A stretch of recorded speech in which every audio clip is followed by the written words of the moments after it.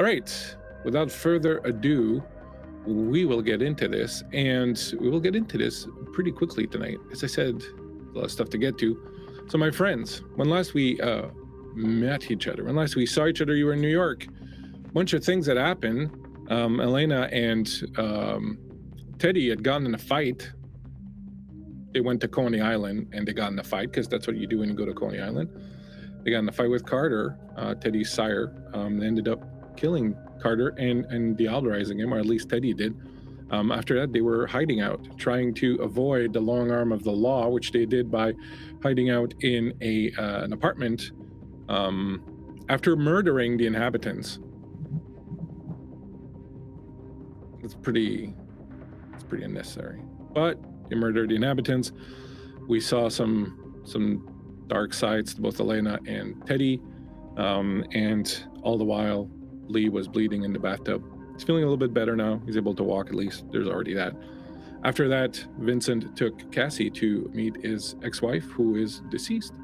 And the two had a little bit of a moment where Cassie felt that she was being accepted by Sarah. After this, the group went to meet Cassie's sire. It was a big, get to know your sire kind of trip to New York. Cassie's sire, more or less insane than Carter, we don't know, but certainly more less intent on killing his progeny, let's say. Say there was a bit less of that, but you found out a bunch of different little things, some information about what's going on. You do know now that Professor Halling, the famous Professor Halling, has some plans in mind for Cassie and is looking for Cassie. And well, the consensus seems to be that the only way you're going to manage to sort of get this thread off from over your head is to find Professor Halling yourself, or to leave town, which no one, I think, really wants to do. But otherwise, it's to find Professor Halling. Meanwhile, Vincent discovered that he is from a somewhat semi-secret bloodline within the Giovanni that harkens all the way back to Cappadocius himself, and has been given a little book by his sire to learn some new things. So we'll see how that kind of turns out in the future. My friends, with all of New York wondering what the hell happened at Coney Island, a bunch of people fighting, blood everywhere, darkness, all sorts of weird stuff, the Camarilla trying to put out some fires, trying to contain the breaches of the Masquerade, you all decide that the best thing to do, even though the Giovanni have agreed to, Vincent's mentor, Ludovica, has agreed to help try to kind of smooth things over with the Camarilla, you figure the best thing to do is to, how do you say that, Bones? Boot, scoot, and scooch? No, how do you say it? Boot, scoot, and boogie, baby.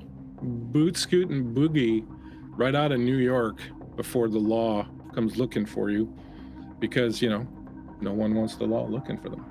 So you have gathered back at the airstrip once you arrive. You're dropped off by Ludovica's goons.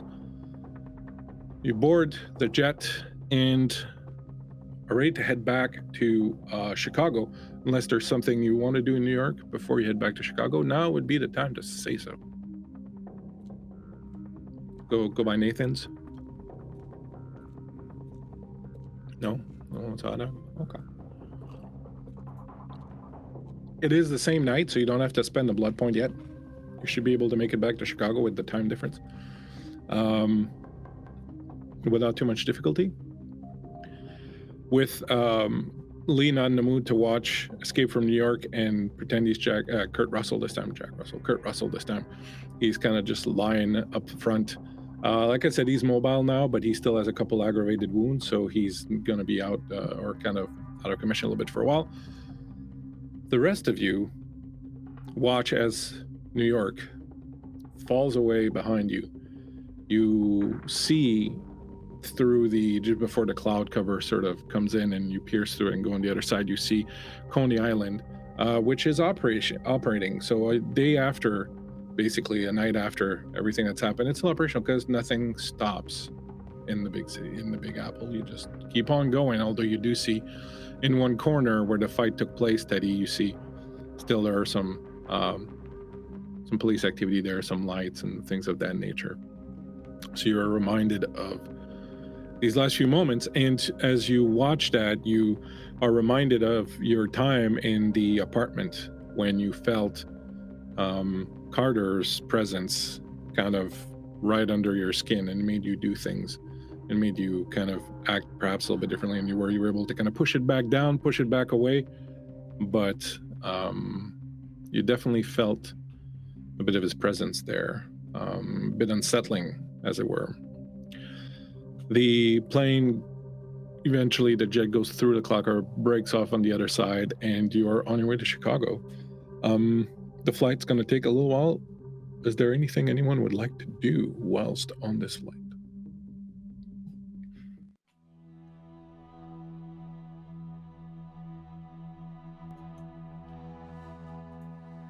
I think Teddy's just kind of keeping to herself and mulling over the events of the past day. And how does she feel currently? Like, how's Beast?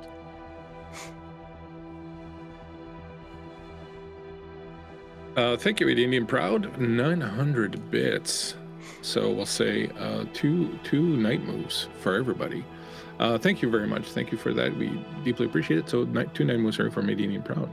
How's she feeling currently? I think that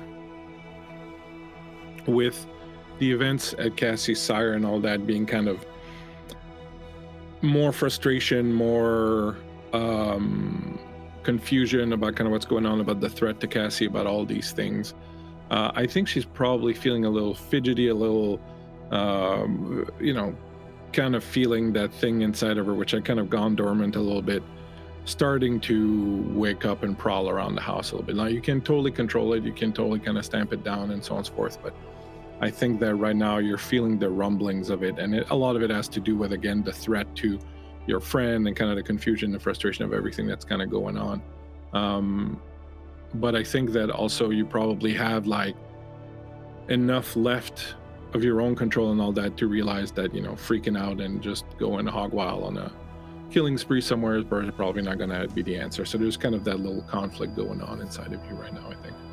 I think she would be keeping to herself then. If she can feel the beast prowling around, if someone's home, she's kind of keeping a distance from the others right now. How's Helena feeling, and what is Helena doing? I think Helena has sort of a sick sense of satisfaction. She caused pain, and that feels good. But on the flip side of that, she has a little bit of guilt for being so crass with Teddy in the bathroom. I think she's a little bit introspective, but otherwise she's relaxed. She's got her feet kicked up. She's hanging out. She's got her phone out. She's texting Hayden, and she's kind of just big coolin' right now. I think once in a while Lee gives you a sidelong glance. I think he's met with a long, unblinking stare. I think Helena's kind of become known for this at this point. She's sort of just those... It's like the miniseries Jesus of Nazareth, where the actor didn't blink every time you looked at him. I think that's kind of what you see with Helena if you're looking at it this, like, cinematically. Just wide, unblinking eyes staring back at him. And what are you texting to Hayden? Just little sweet nothings, or are you... She is, actually, it's funny you say that. She is kind of love bombing him. She's looking for validation, for affection. She's texting him things like, I miss you, I want to see you. I think he texts back, are you okay? Shit got fucked up in New York. I saw. That's pretty bad. You scared? Yeah. Anything following you back? Anything we need to worry about? I don't know. We need to talk, though. feel weird. Feel weird. Can you define weird, or? I don't know, do you ever just feel like you're just a bad person? No. I feel like that sometimes. Wait, hold on. You feel like you're a bad person sometimes? Yeah. You realize you do some pretty dark, fucked up shit on the regular, right? Yeah, and I think it's catching up. Are you being serious, or are you just fucking with me right I'm not now? fucking with you, Hayden. I feel weird.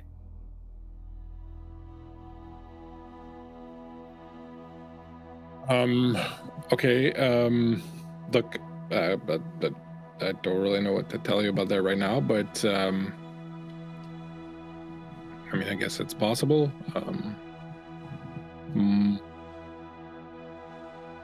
Look, we'll talk about it when you land.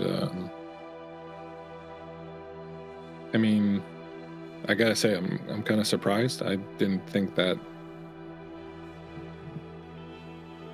you're someone who would really, but you know, hey, you know, people surprise you all the time, so we'll talk about it. Just, you know, try not to let it eat at you. I'll see you soon.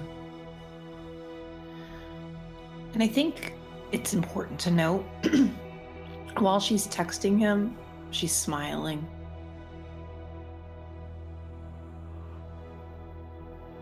Not outwardly, not overtly. She's painting her toes. Yeah, yeah, it's like one of those moments. What's Cassie thinking, feeling, doing? You had a lot on your plate last time. I think that Cassie has been sort of despondent since leaving Samael's. She's probably seated near next to Vincent, probably at least within eye gaze of Teddy. And she's got the little teddy bear that she had taken from Samael's. And she's sort of just been really quiet, just kind of plucking at the fuzz. There's probably like a little bald spot at this point where she's just sort of plucked all of the plush's fur off. Vincent sitting next to Cassie, what are you thinking, feeling, doing, reacting to that?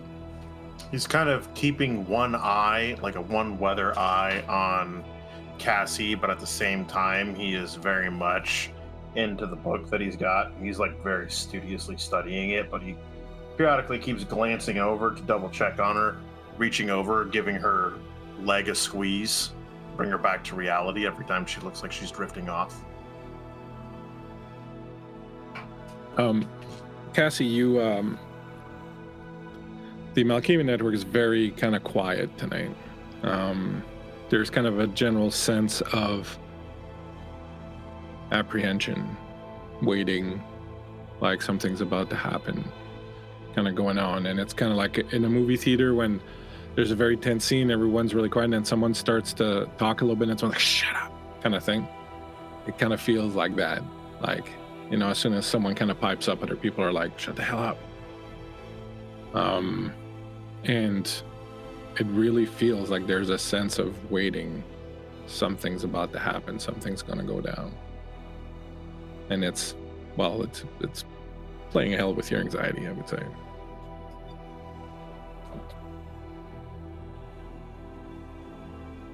Vincent, the book that you have is in Latin. Do you read Latin? I do. It is a book that was written, the copy you have is from somewhere in the, 1600s or something, but the origination of it is much older. It originates from Constantinople around the year 1250. And it is written by someone called Severa, and the book itself goes into a lot of details about, is Vincent a Nodist, or has he read the Book of Nod? he knows enough. He's he's a Christmas and Easter only nodist. So like he's read enough to know what he's looking at, but he's not an in-depth scholar of it. So Christmas and Easter, would you say he's a negnodist? I'm suddenly feeling very ill. Well, you'll feel better because Ravensheart just gifted you a hail card, so you have another Thanks.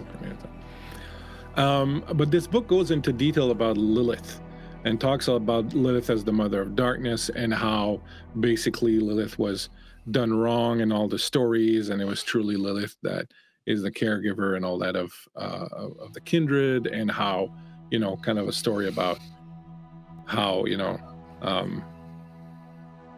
certain factions of the kindred kind of rewrote a lot of her story to make her appear to be, you know, dark and evil and all that. But she's not really that way now. Whether or not your character, you know, believes it or not, you know, it's super ancient story, and you know, this is one person's kind of point of view on it. But a lot of the rituals and the work that it kind of details are pretty interesting. It's something we'll get into more at a bit of a later date, but it's definitely a kind of different branch and a kind of different way of looking at the Giovanni beliefs and death and necromancy and all that.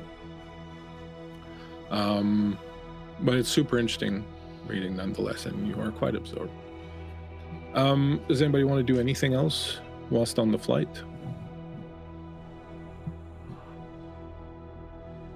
So everyone kind of focused on their own thoughts and feelings, Cassie, and the turmoil that she's feeling, and kind of wondering exactly what she's gotten into, or what people have gotten her into. I'm going to ask you one more question, Cassie, before we go, just because we kind of touched on it a little bit last game, and I didn't sort of know where it went. But how does Cassie feel about her sire now? Because remember, you were talking about the idea of being kind of, because you had been just kind of randomly picked and all that. Like, what are the feelings concerning the embrace and the sire and all that at this point? Have they changed, or?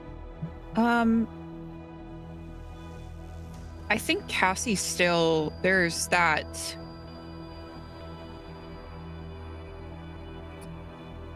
there's like a deep sadness about it, in knowing that it was random. And it was random, but at the same time it wasn't, because she put herself in that position.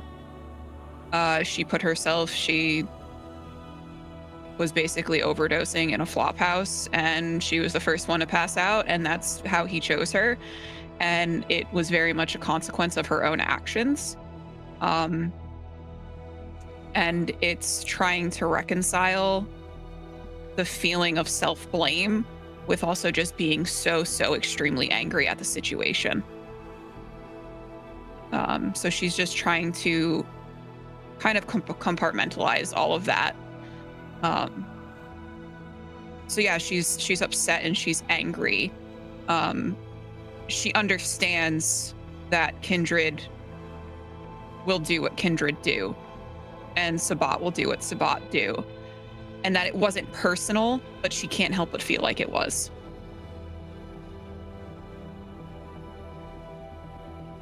Okay, fair enough. So I'm talking to you and my mic's muted. Fair enough. You...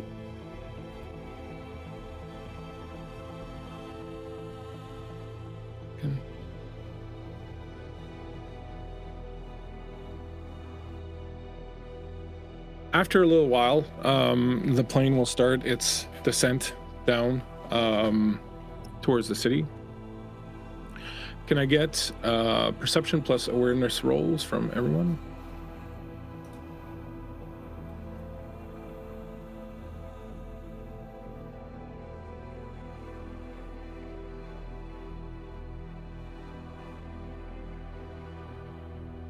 What's the target? Given everyone, so we'll say 7.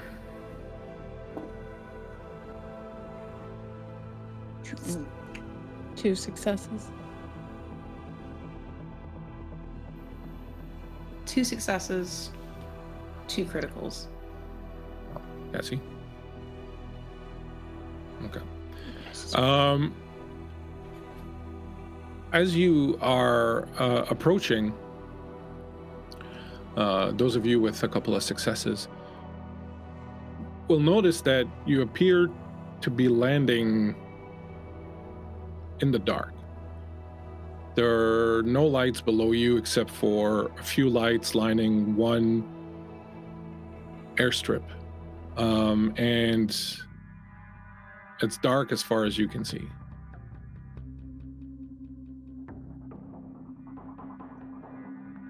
The jet eventually lands. You see on the tarmac as this thing is pulling up, you're at a very small airstrip. There's a hangar, a little office building. Lights are off in them. As soon as the plane lands and kind of taxis off to the side, most of the lights close off. There is one vehicle waiting. The plane pulls over, comes to a stop. The crew gather their things. The door opens. The little ladder comes down. Without talking, without saying anything, the crew step off. They walk down. Walk to the car. Get in. The car drives off. Well, I guess we're calling a fucking Uber. What the fuck? Where are we?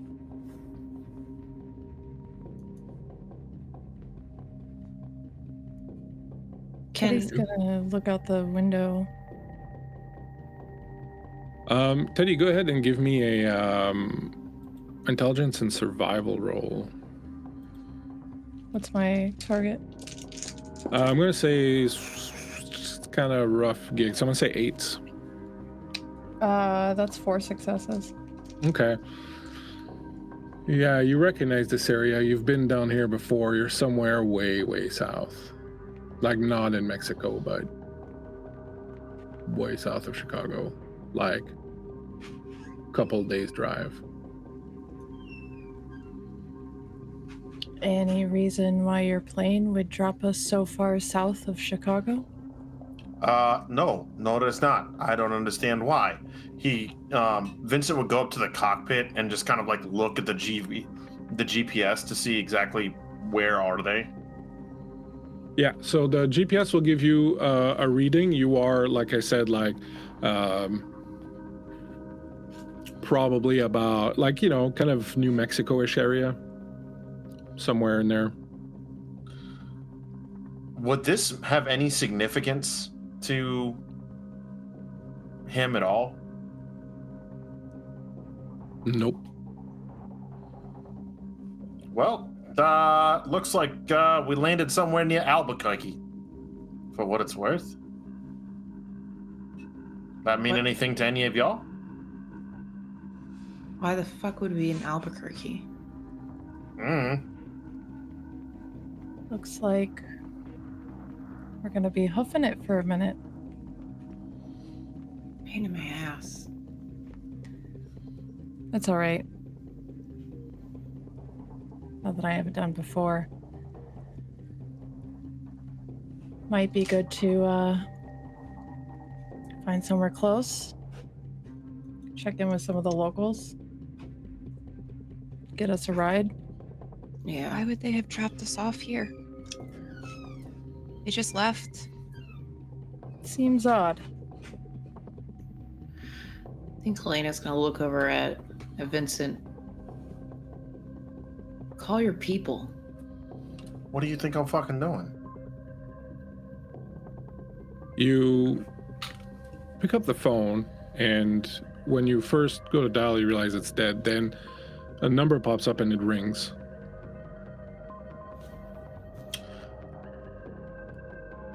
Hello? Vincent. Yes, Giovanni. How are you doing? Could be better. Trying to figure out why our plane decided to divert to fucking New Mexico. But, you know, I mean, we're sorting it out. I was thinking back to our last conversation, and I have to say you impressed me. your incredible sense of rugged individualism, your willingness to take care of yourself, to pull yourself up by your bootstraps, as they're fond of saying around here, really impressed me, and I thought that I should do you the honor of giving you the opportunity to be self-reliant. I'm certain you can make it back to Chicago in 48 hours.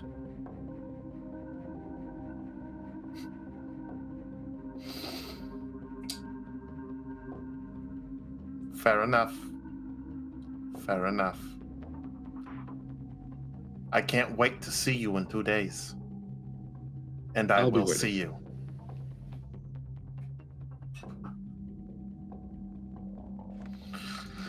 Right.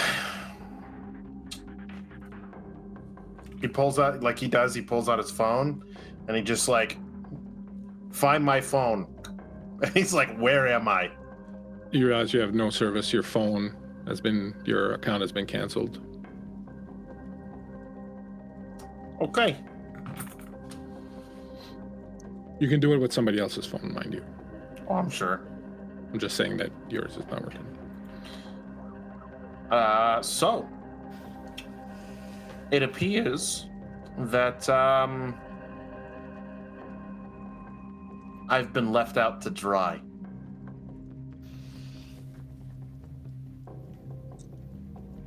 Very interesting. Oh, indeed. There's a reason I asked you particular questions, Helena. There's a reason. So, that being said, I guess we're Moose and Squirrel on another whirlwind adventure. Oh, Moose, Squirrel, and I don't want to say dog, but, you know. You're definitely the villain lady, though. And he points at Helena. There's a few hours left before sunup. As you step out of the plane and kind of take a look around and Teddy gets her bearings, you actually realize, Teddy, that you're not very far from a truck stop that you know. In fact, interestingly enough, it was the last truck stop you were at before you returned to Chicago, to one where you and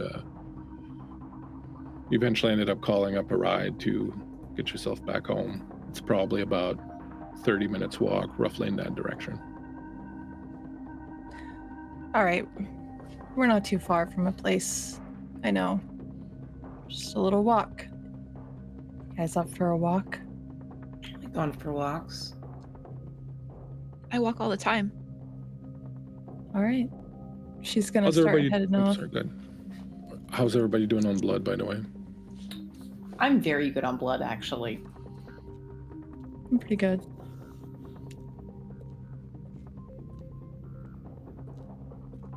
No one dying of thirst. You look all right.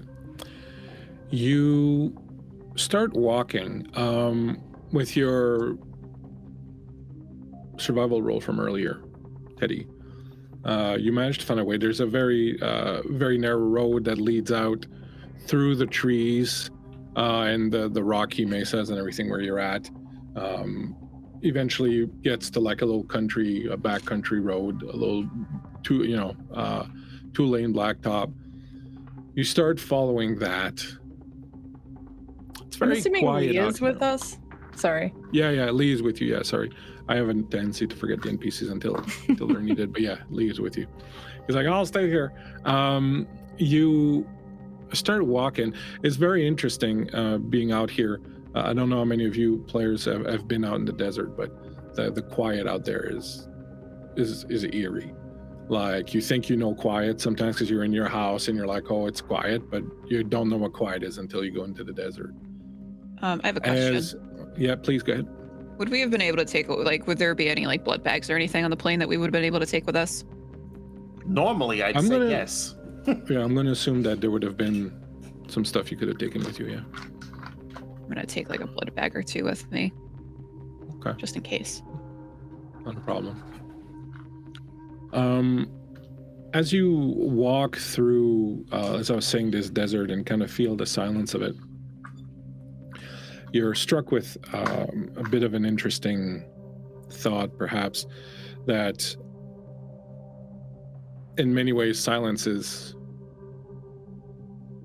kind of eternal, right? Like the silence that you're in now is the same silence that was there at the beginning of the creation, basically. The silence is ongoing. It just ends up being interrupted by sound, but sound is something that happens and then is done. So sound is very much a thing of the present. And as human beings, you know, certainly your lives were kind of like a sound, like a clap in an otherwise empty room. Momentarily, it kind of like, you know, echoes through the place, but then eventually it fades off again. That's what kind of being a human being is. Like, you know, there's nothing and then there's a clap of life and then it fades away. But now as kindred, you become part of that silence in some ways. You become part of this ongoing, you know, eternity almost that goes on. There's nothing really can kill you unless you die by some accident of some sort, like, you know, of course, accident being violence also, but like you're not going to die. But at the same time, things you've learned in the past few nights, things you've encountered, things you've had to come face to face with either within yourself or outside, have also shown you that in that new extended life and that new silence type of life that you're living, this unending kind of life, there's way more than you imagined. There are a lot more things out there. That old line, right? There are way more things that are dreamt of in your philosophy kind of thing. And as you walk and start paying attention, you realize that it's very similar with the silence here. While the silence is way more oppressive than it is anywhere else in a city, there's still here and there the chirp of something, a howl in the distance, rocks moving, a bit of wind whistling by, and all of this in that kind of darkness outside. There is this entirely vast, dark, unending world out there, full of things that until 5 years ago you had no inkling existed outside of movies or films. And that kind of settles on you. The weight of that kind of settles on you. And eventually, off in the distance, down a little side road that goes off, you see the lights of a truck stop. And again, if you've ever driven to Vegas, for example, you know that you're driving through the desert at night and it's dark and it's dark and it's dark and it's dark, and then all of a sudden there's Vegas. And it starts off at this little pinpoint of light at the end of the road. And because it's so flat and so empty, you see it growing, you see it growing. It's kind of the same thing where at first there's this little light and you almost think like it's, you know, the rising sun or something, but it's in the wrong. It's in the north, it's not in the east, and it's too early still.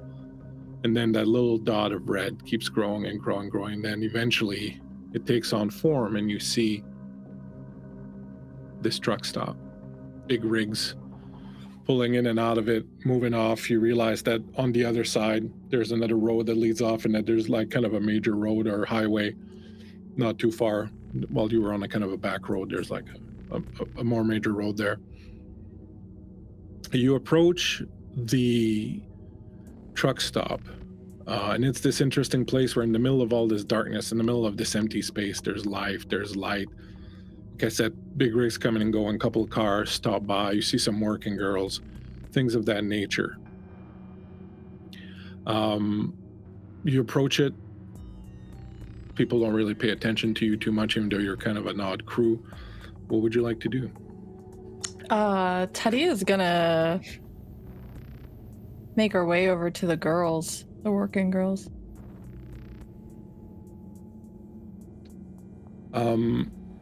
She's looking for a familiar face. As you approach them, everybody that's there, except for Creep, you don't need to do this. Everybody else, give me a empathy and alertness. Empathy and perception roll.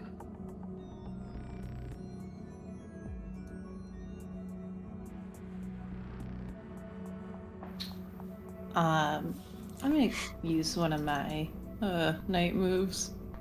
What's our target? 6. To negate my botch.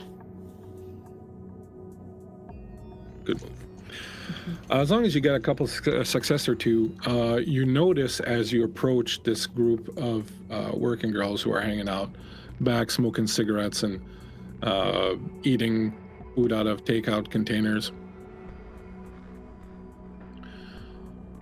As Teddy approaches them, you see all of them kind of look up, and then some of them like slap the other on the shoulder, and they all kind of look up with wide eyes. Those of you who rolled one success will notice this. Those of you who got at least 2 successes, you'll also notice that there is a respect with a little mixture of fear in there. Like, this is like, you know, like they know something about Teddy, or like they know what Teddy's capable of, kind of thing.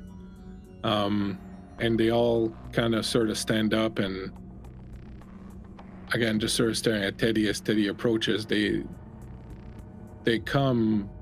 start coming forward a little bit, and you hear them whispering the name Coyote or Coyote, and they're approaching slowly. And Creep, you tell me if you do anything, but they're gonna kind of approach, not in a gang, but kind of staggered, and they come up to Teddy and they put a hand on her shoulder, and then they say thank you or gracias,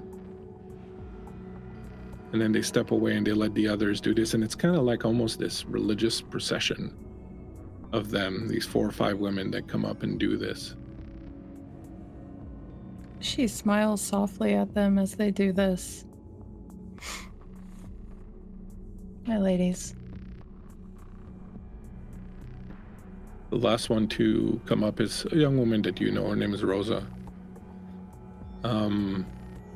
She's a bit young to be doing this, but you know that, you know, she's been doing it a while, and she's been at this for a bit of time. And she's got short black hair, and, you know, the shirts with cowboy boots, and a flannel shirt over a crop top, and big earrings. And she's the last one to approach, and she says, "You're back. The people have been saying you were gone." Yeah, I'm not back. Maybe sometime. But I'm just looking for someone. Have you guys been okay? Things are much better now, thanks to you. It's very safe now. They're very afraid of you when they see this. And she points, and you see next to the entrance to the shower room a very crude finger painted representation of you with like coyote features, like ears and the fangs and whatnot. And it just says El Coyote underneath. When they see that, they know the place is protected by you, and they don't dare do anything. It's she's not here right now. It's Esmeralda. She's home taking care of her plants.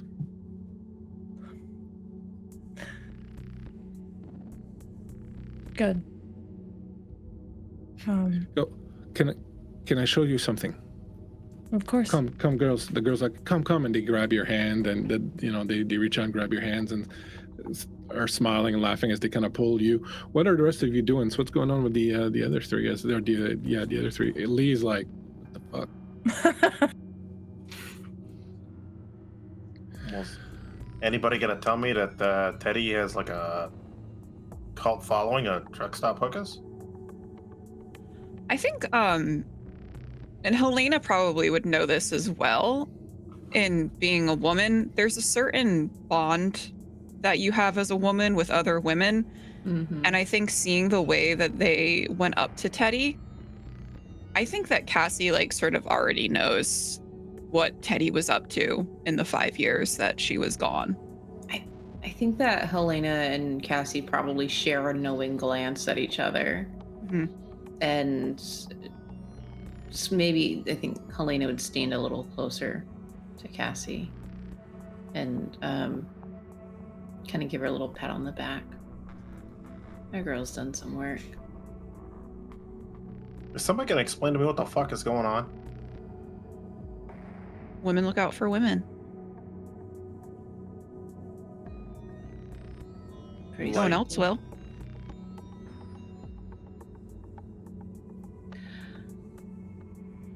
Girls Right. work in Chrome out here, Vincent, I would imagine, don't get treated so well. Would have stabbed the fuck in the leg and twist the knife, right? That's what Mom always said. It doesn't always work like that. It's not about that. Well, fair enough. Do you guys follow when they lead Teddy away, or do you wait for her here? I think as Teddy is being led away, she kind of does a, oh, wait a minute, I have forgotten my manners. Can I introduce you to my friends, ladies? And they look over like they hadn't even realized there were other people there. Like, oh, see, you've brought friends. You And, like, remember they me kinda talking giggle. about She has friends. Cassie, right, Rosa? Cassie's Who's just this standing Cassie? there waving awkwardly. All those postcards I had you send for me. That was you in Chicago. Yeah. Oh, with Prince, you're the one who was keeping Prince. He's a very good boy. I know Cassie loves him a lot. She talks about him a lot. She talks about you a lot also. And Helena, our friend. There's a strange kind of when they look at you at first, Helena, not all of them, but I would say a number of them see you and they kind of like are taken aback a little bit. And you notice a couple of them kind of like crowding to each other and sign themselves and kind of look at you sideways. A couple of them don't seem to mind. They'll come over or whatever, shake your hand. But definitely like the older women among the lot, like the two older women, kind of have a very cold reaction to you and kind of stand away from you and mutter to themselves. I think they are met with that same unblinking look, just staring them, but there is feigned warmth in Helena's face. These women mean a great deal to Teddy. She's gonna smile and then eventually break that stare and look at the women who've come up to say hello to her and is polite and gentle. The younger ones that come are very, very, what's the word I'm looking for? They're very friendly towards you. You can't help but realize how vulnerable they are and how easy it would be to take control of them. Yeah, it sure would be, wouldn't it? I feel like this is probably an inappropriate time to do that, though. I fucking dare you. Yeah, she wouldn't. Helena's not fucking stupid. Double snake dare you. And Cassie's boyfriend, Vincent. That's okay that I said that, right? She looks at Cassie and Vincent. Cassie looks at Vincent and is like, yeah, boyfriend, yeah. Hola, ¿cómo estás? Bien? Bien, senor. And they're a bit less friendly towards you, but they're still friendly enough. And come and see what your friend has done. And they'll haul you away back, and you follow them. And in the back, not too far in the back of the truck stop parking, there is a container that's been kind of dropped there. As you approach it, you see it's been festooned with lights, and it's got flags and things like that. There's a couple of plastic chairs around. There's a little heater that's going. And as they approach, Rosa will say that the man who owns this place, his name is Elroy. He after the last time you were here, she'll kind of hint at the last time you were here, after what happened last summer, or whatever.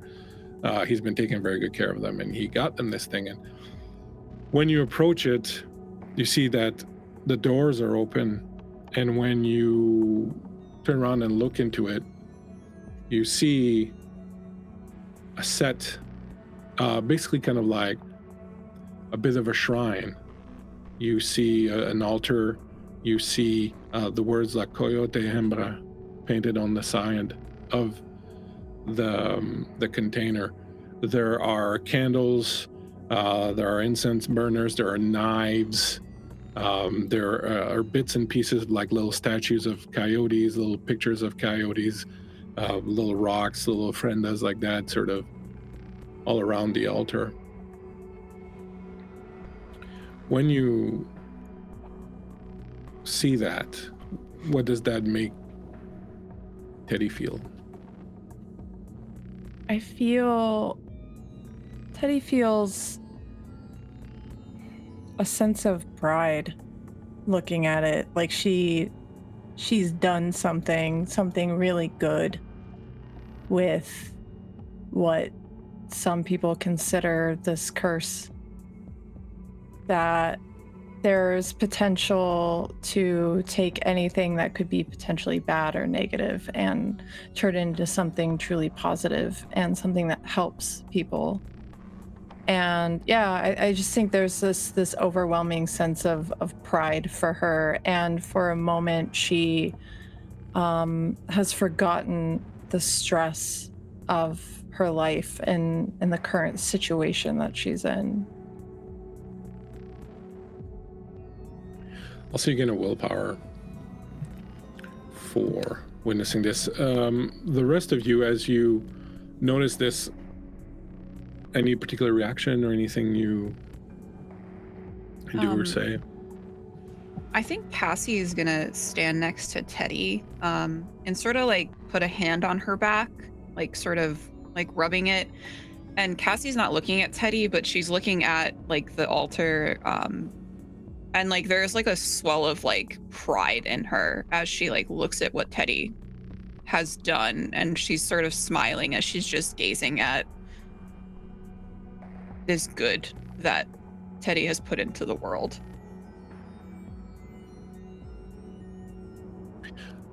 Kind of curious how Helena feels about this. You, of course, think of the shrine that you're building in Chicago and what it is to, and how it's so diametrically opposed in some ways to this, but also kind of at the same time, you know, not that different. What's going through Helena's mind? I think she's humored because she watched Teddy Diablerize somebody. And she's looking at this shrine and she's smiling. And she's going to look over to Teddy. And she's going to smile at her. She's going to say, "I'm really proud of you, Teddy. You've done some really good work for women out here." Thanks, Helena. And she's going to take your hand and squeeze it. I mean it. I was just doing what felt right. I think that's sort of the way things like that go, don't they? Yeah. She'll let go of your hand and she's going to look back at the shrine, and you see this curl of her lip. And she just sort of takes it all in. This is fucking amazing. These women are amazing. They deserve someone looking out for them. They do. Rosa will come to you and say, "You know, Coyote, life goes on. We are still here doing the same thing we were doing before. Life is difficult and many of us don't have much of an option, and some of us do it because we want to, but things have changed. We feel safer, we feel more respected, we feel like we don't have to be something different. We can just live our lives. It's difficult enough to get by without having to worry about the other things on top of that. And while I know that, well, we know that we will always be looked down upon because of what we do and what we have to do to survive, at least we know there's someone out there that cares for us and respects us and takes care of us and can make the others do the same. And so life goes on, but now at least so do we. And we thank you for this." And the women kind of all come around you again and put hands on you, and they all whisper thanks, and you can see like true emotion in a lot of their faces. Some of them are crying, and it's very warm. I think she reaches out and touches the cheeks of the various women and smiles. What's Vincent doing? How many women are there? 5. Vincent reaches into his coat and doing what he thinks is the right thing given the situation.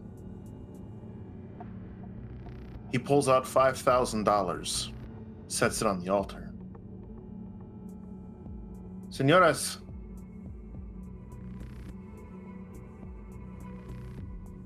toma la noche libre. Go home.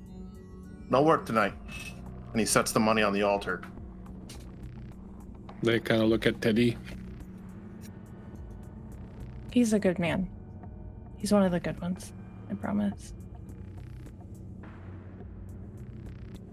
They smile, laugh, they thank you. They gather back around all of you and shake your hands and touch your shoulders. And they invite you to stay. They got a little radio going, they get some music, they find this one channel that plays music, they pull out, drinks, tequila and beer, and they pull out some extra plastic chairs and pull them around the fire, and they ask you if you want to hang out with them and watch the sun come up with them as a blessing. I'm afraid, Rosa, we can't. I actually came here looking for you to see if possibly you knew where Boz was, trying to get in touch with him. Oh, what day is it? It's Wednesday. Well, he should be by tomorrow. Do you want me to get a message to him? Yeah, I'm trying to get us back to Chicago. Figured he could help out. I'm sure he can. I'll reach out to him. You need a place to stay tonight. You must be tired. Yeah, that would be great. There's a motel, the Stardust Motel, not far. Go to the main road.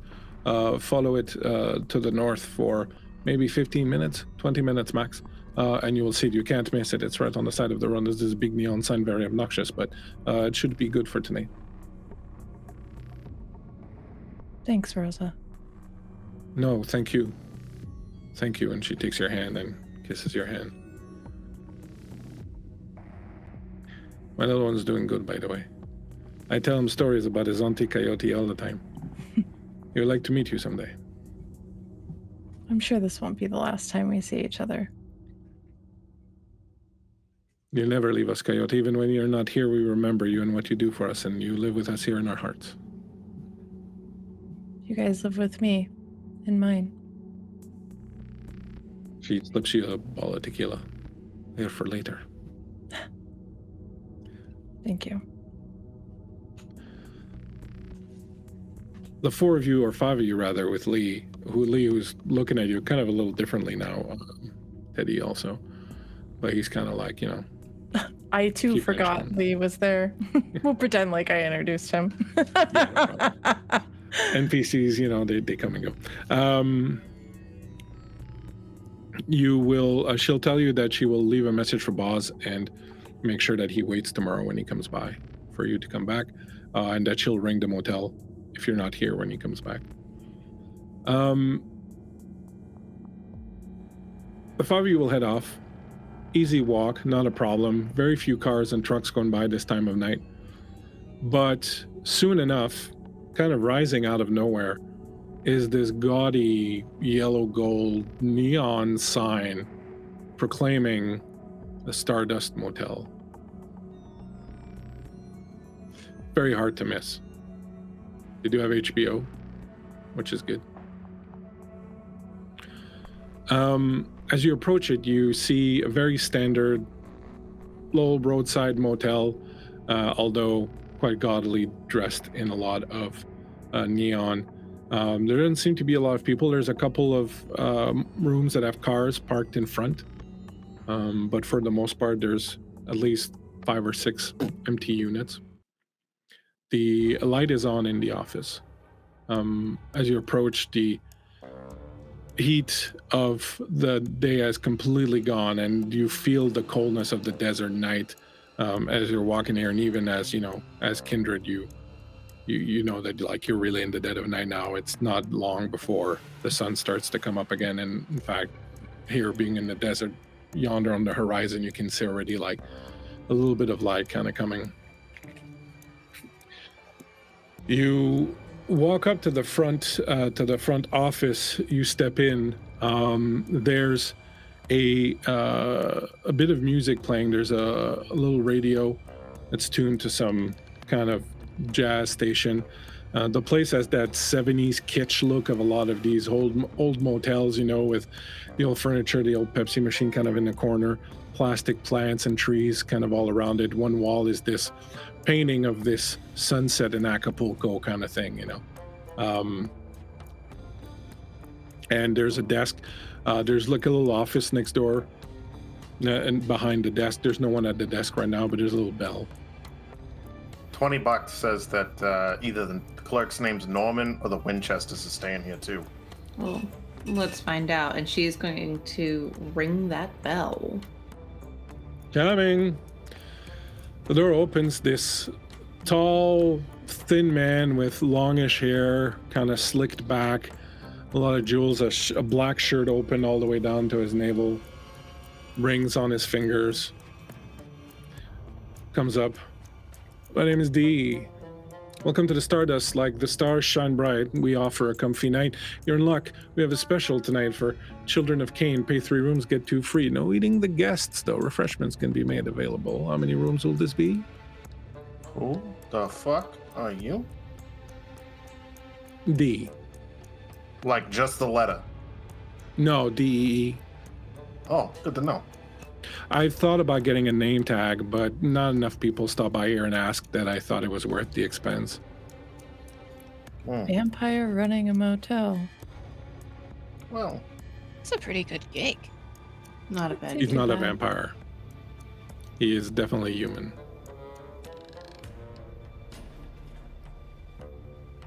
What does he do?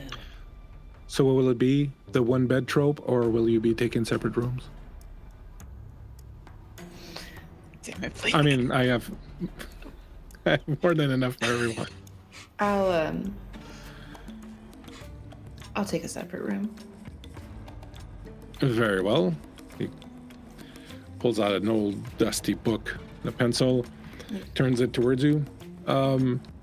Name, license plate, phone Helena number. Adamski, and she's gonna put down her business credit card.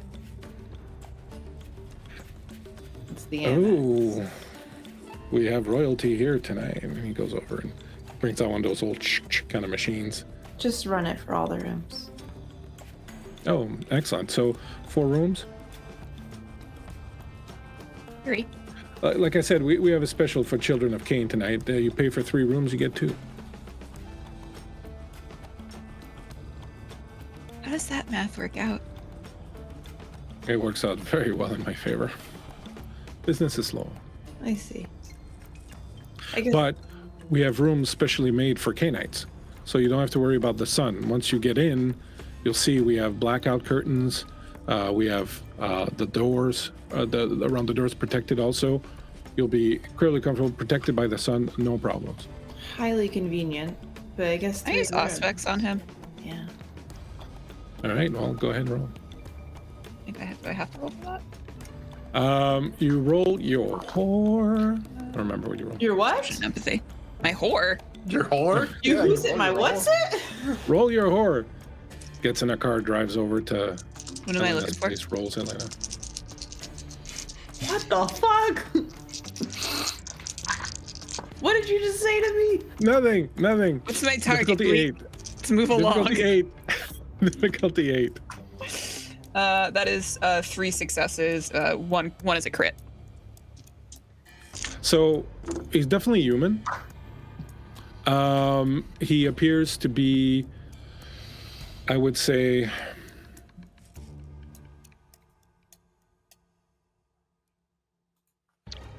fairly happy right now. His aura is kind of a little vermilion colored. He doesn't appear to be distrustful or fearful or anything like that. You do, however, see sparkles in his aura.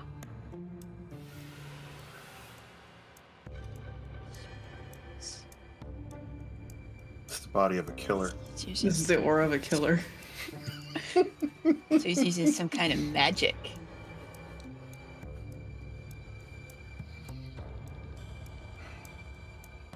But I don't see, like, he's not lying or anything. It doesn't seem No. like he's being suspicious in any way, like trying to Not lure at us all. to our deaths. Absolutely not.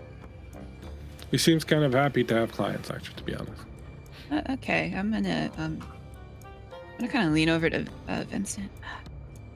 He's using magic. I don't know. Right. Well, Seems cool though.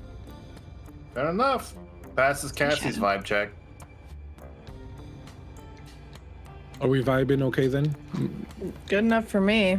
Vibes are good. So is this 4 rooms then? 3. 3. 3 rooms. All right. Excellent. Oh, perfect. So I'll give you the special. Pay for 3 rooms, get 2, and then 1 extra room on top of that. So 4 rooms. Can I have an itemized receipt? I'll use it on my taxes. Oh, absolutely. Thank you. And he, your credit card, Mm-hmm. and he gives you the copy under the carbon, and then he, so you get the top copy probably, and then he takes out a little invoice form and he starts writing 1 K-Night special I wonder if that's tax deductible. rooms, 1 + 1 room. Will you be needing any refreshments? No? Teddy? Y'all got continental breakfast? We serve only American here.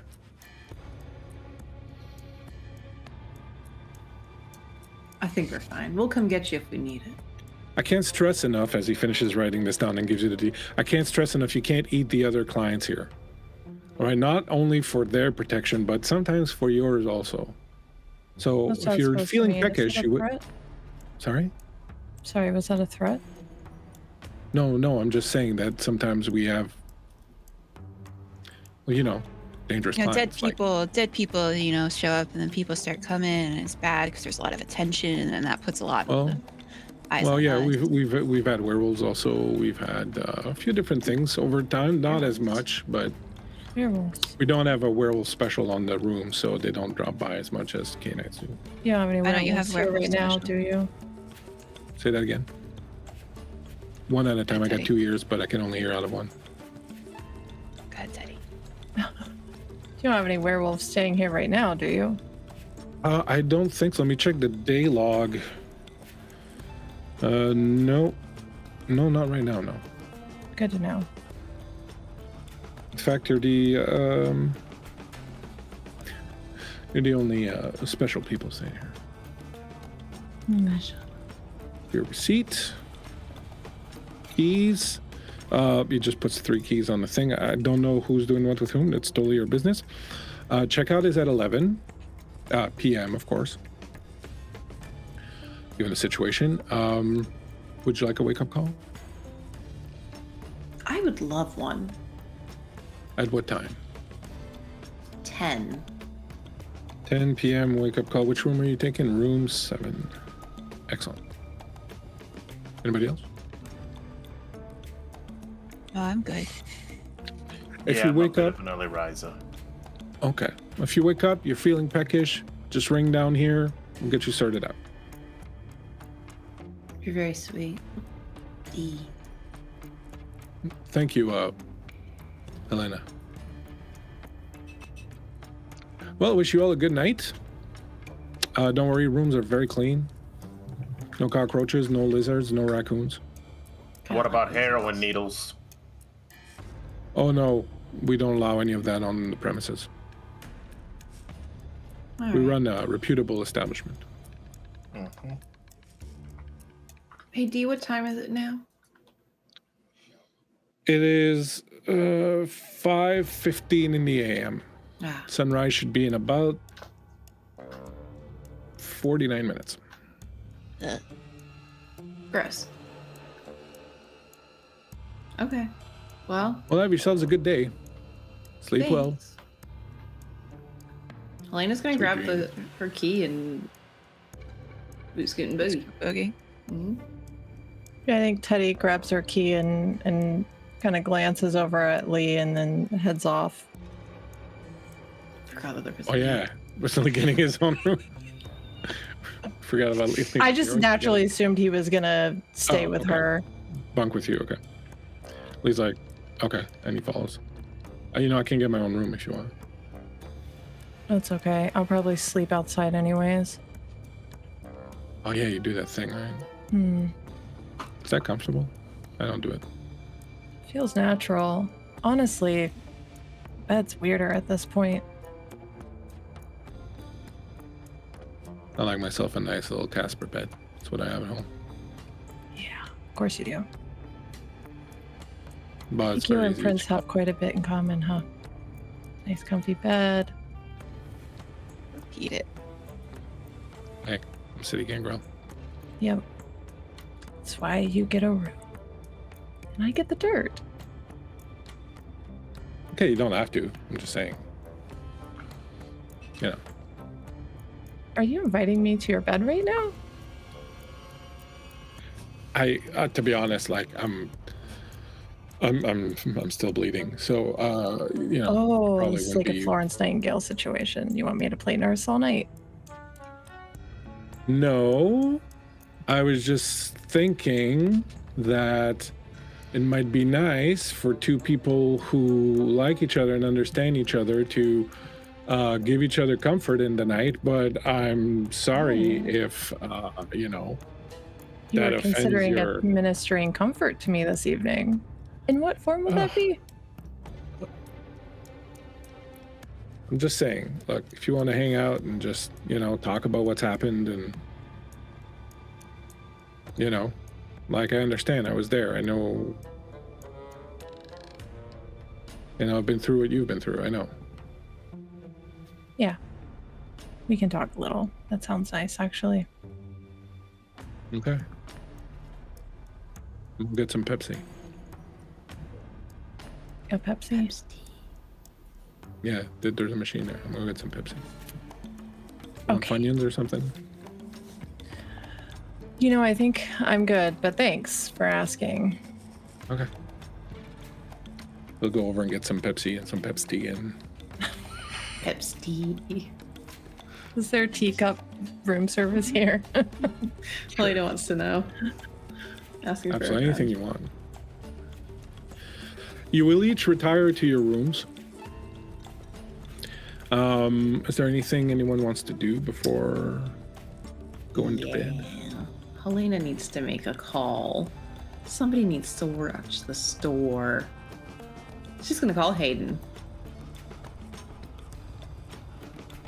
You landed yet? Yeah. What, do you need a car? Isn't Giovanni bro there going to give you a lift home? Can the car drive down to New Mexico?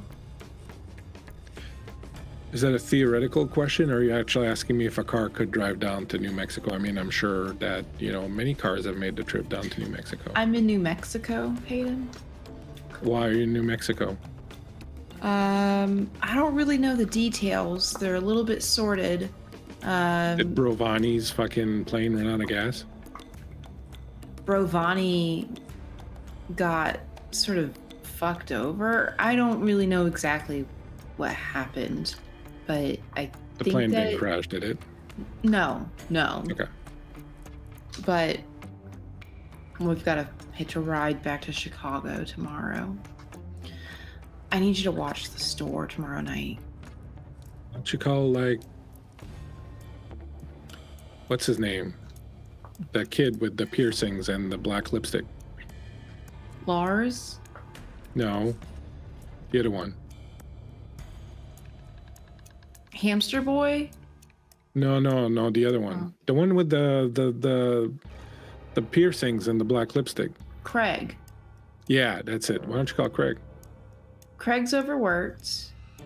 All the other kids are hitting 36 hours. I just need you to watch the store, please. Nobody ever comes in at night. Like, why don't you just close the store? I can't just close the store. Can you just watch the store for me? How about I send one of the ghouls? No, I don't trust them. Can you just do it, please? Thank you. Okay, but if anyone comes to buy anything, I'm just giving it to them for free. I will kill you. You- Can you just close the store? I'll go close the store. Thank you. You need what? You need me to send a car down there? I don't know. Teddy's got something worked out. I'll call you if I really need it, but we're in a motel tonight.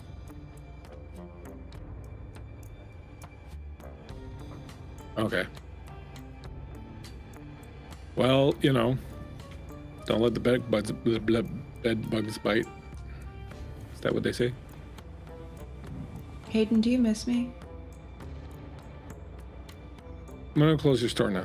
Talk to you soon. Have a good night. I think she's left staring at her phone. I think she's holding it a little too tight.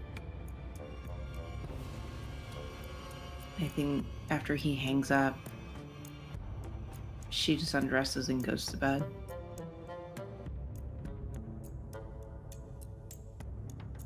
Vincent and Cassie. Does Cassie have cell phone service here? Yeah. She's gonna text Cora, because her and Cora were supposed to meet up within the next couple of days. And she's gonna say, "Hey Cora, I'm in New Mexico. Don't ask how I got here. Be home as soon as I can. Love you." Smiley face. Right. It's 5:30 in the morning, so she's not gonna answer right now because she's sleeping. But Vincent goes to the hotel phone and calls the only number that he actually has memorized. New York. No, Marco. Hello. What was that? He calls Marco and basically tells him that he needs to get a hold of Luca and to tell Luca that he's been burned and he's down in New Mexico, but he'll be back in town in 2 days,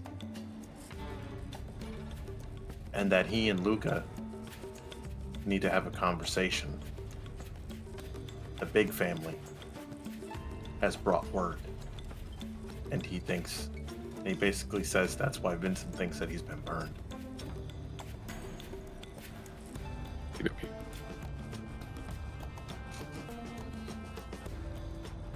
Are they still Western Union? I need you to Western Union me about 10 grand.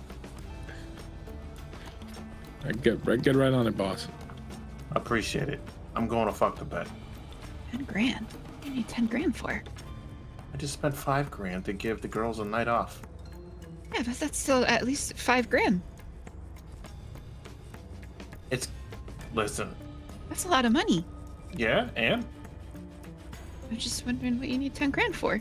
Just in case. Okay. We're about to cover several states. If we're speeding, we're gonna need to bribe cops. If, somebody decides to lose their head and kill somebody, we're gonna have to pay for a cleaning service. It's better safe than sorry. I mean, Teddy did this for like 5 years, and I don't think she had 10 grand on her. Well, Teddy operated in parameters that a group of people cannot operate as. A lone person can do what she did, but when you have a group, you have to kind of expand how you approach things. That's all. Okay. 10 grand.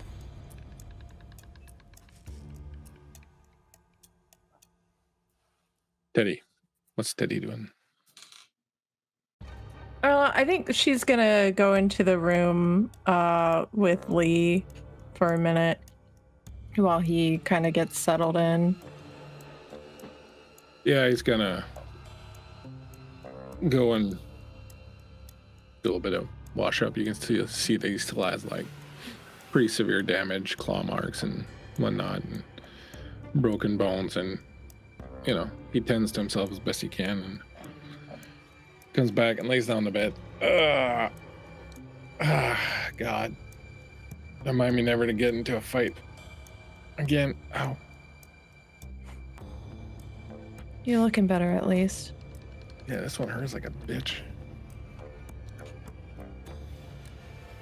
Hey, look, I didn't mean anything by any of the stuff earlier. I was just, you know,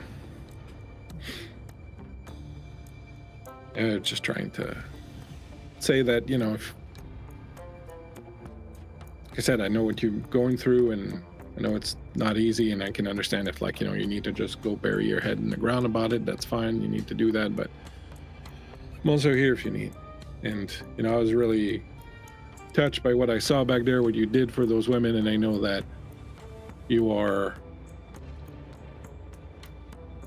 very selfless and you've done a lot for other people, and I just want to say that it's okay for other people to do things for you also.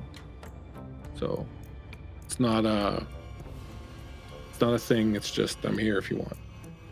And I really just mean, like, you know, if you want to talk about it, whatever. It's not a small thing what happened. Have you ever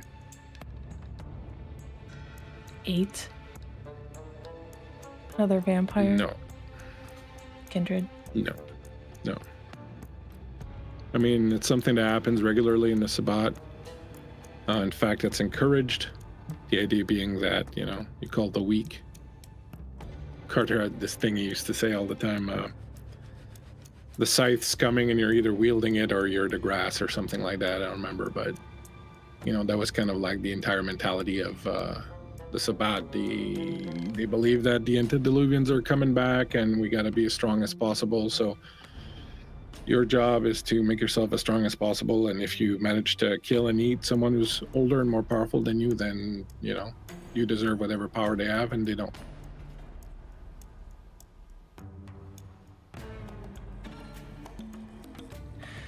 She's gonna start walking towards the door. Yeah. Well, you don't really know what I'm going through right now then. And I don't want to sound like an asshole, but it's just what it is, and I feel really alone right now. And I appreciate you trying to understand and you being so supportive, but I don't know, I just... Do what you gotta do. Yeah. I'll be She's here. gonna slip out the door and into the darkness a little bit. Just kind of walk. Helena, there's someone sitting outside your window, which is open,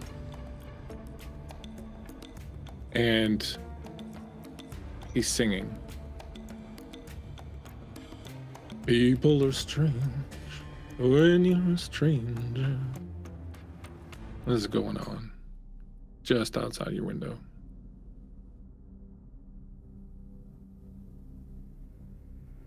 I think she's gonna go to the window. And it's open. Is there like a screen? Yeah. I think she's gonna kneel down and sort of press the tip of her nose to the screen. Hello. Hi, my. That Helena smell. Who are you? Stranger coming knocking. You gonna open the door for me, sweets? What's your name? Well, if I told you what my name was, I wouldn't be a stranger anymore, would I? Do you want to be a stranger? Well, we could get better acquainted. Are you a dangerous man? Well, that depends entirely on you. But I'm not a danger to you, if that's what you're asking. You see this tall, gangly man with a shaved head, tattoos all over his face, wearing a gray suit. Helena's gonna stand up from the window, and she's gonna open the door just a crack. If I let you in, and if you're mean to me, sir, I'll scream really loud, and all my friends will come and get you. He smiled, and his teeth are all black as night. Ain't gonna hurt you. Okay. She's gonna open the door and let him in. Cassie. You wake up to the sound of someone moving around the room.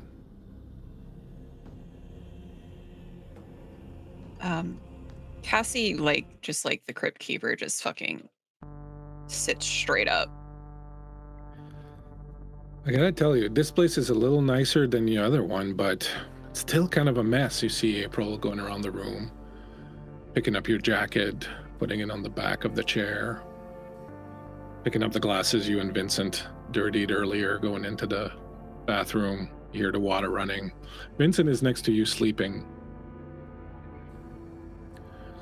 She comes back out, puts the glasses where they're supposed to go. This carpet, though, you gotta do something about this carpet, honey. It's dreadful. Oh, this is a motel. We're just staying here for the day. Oh my. You're right. It is a motel. I feel foolish now. Oh, she sits down on the bed. Whew. I'm really losing it. Cassie kind of laughs. She's like, you and me both. Yeah, you've seen some things, haven't you? Some things is definitely a way to put it.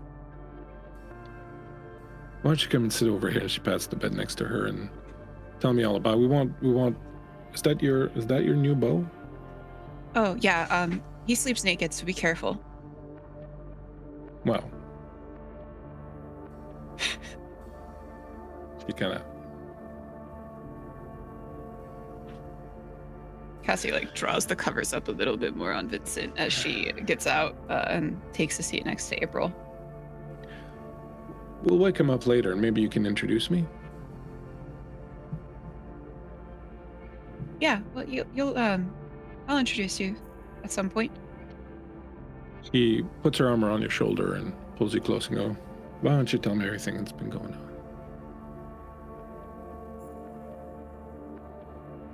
Well, you died. And I kind of lost it a little bit. No, I kind of lost it a lot of bit, actually.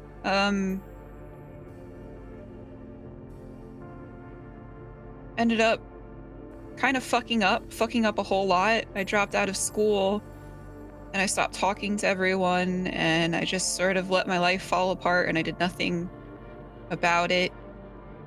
And then I ended up in a really bad place with some really bad people and this one person did something really bad to me.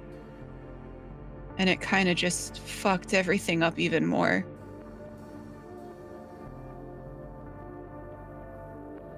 But it's kind of my fault, you know? I couldn't cope.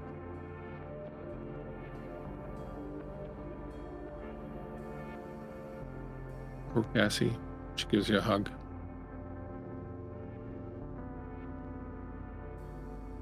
Let's see what we can do about it. Outside, Teddy, you've wandered a little ways, not too far because you know the sun's coming up. You've wandered onto the desert a little bit, maybe looking for a place to lay down for the night and whatnot. You hear coyotes howl in the distance, you know they're around. And then from around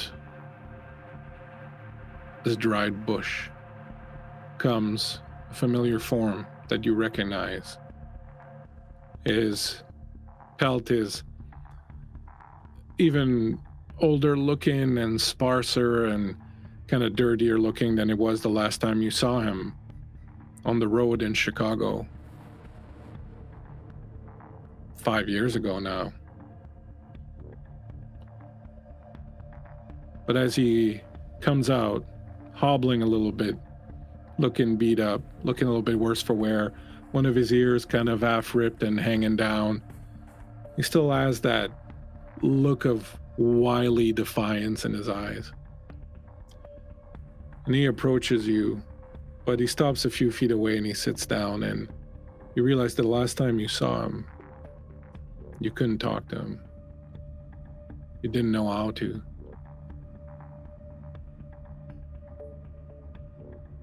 She's gonna kneel down in front of him. Hey, old man.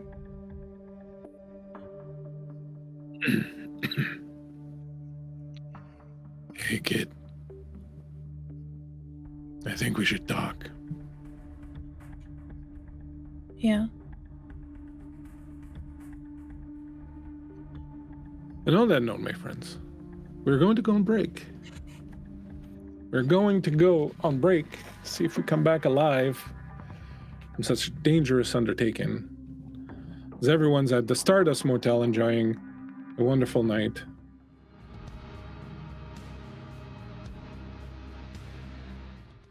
My friends, have you ever seen rain? We are in the finale here.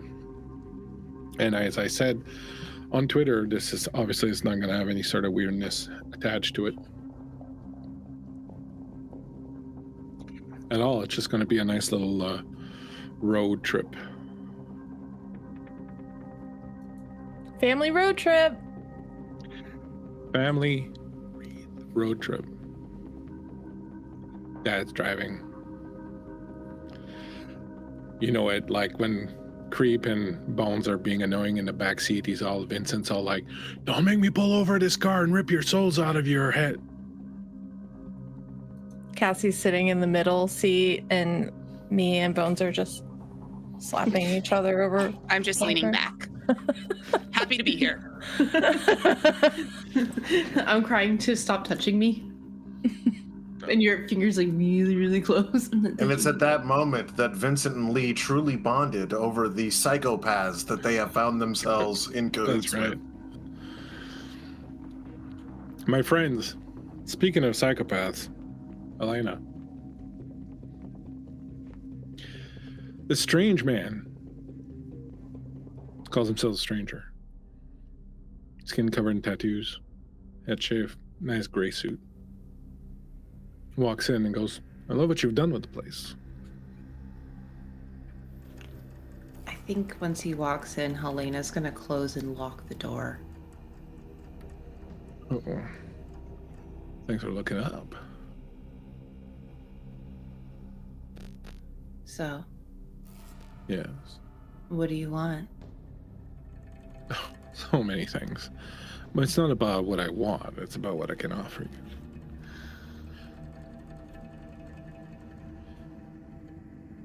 We've been watching you from afar. You've been making a lot of progress in Chicago, building things. Mm-hmm. You're very inspiring. So, we thought we would reach out to you. And he comes over and he clears a little space on the dresser and he kind of sits on it. We were wondering if you'd be interested in perhaps, what's the parlance, moving on up to the big leagues. What do you mean? Are you happy, Helena? I'm not done. Oh, sorry. Are you happy, Helena? By the way, I just want to say that was me. That was the character doing that. I not know. me. I know. Thanks for clarifying. No problem. Are you happy, Helena? I think she takes a moment and slowly shakes her head no. Not yet, no. That's what I thought. And tell me, what would it take to make Helena's heart happy?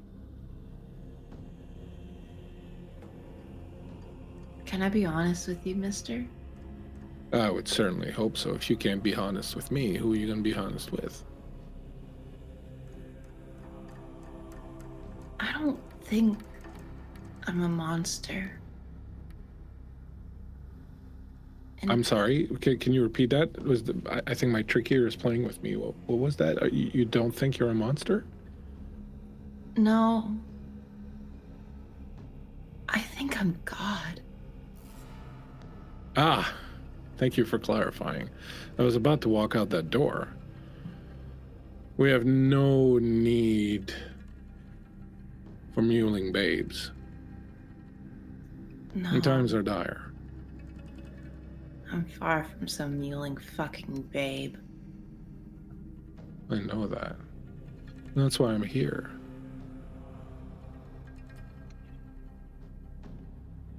You see, it just so happens that we're looking for someone to help us expand. And it also just so happens that we find that you're wasted in your current position.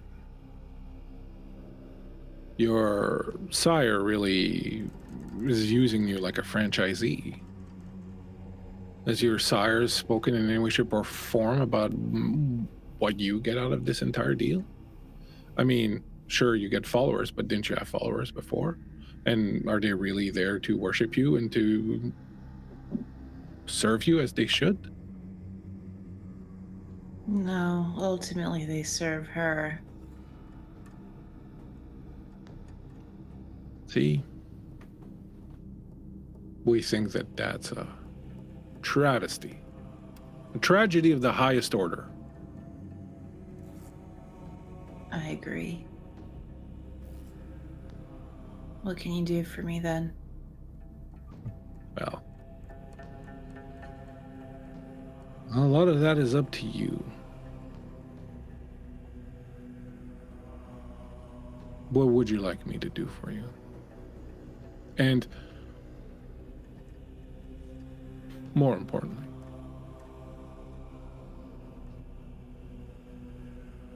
what would you like to accomplish?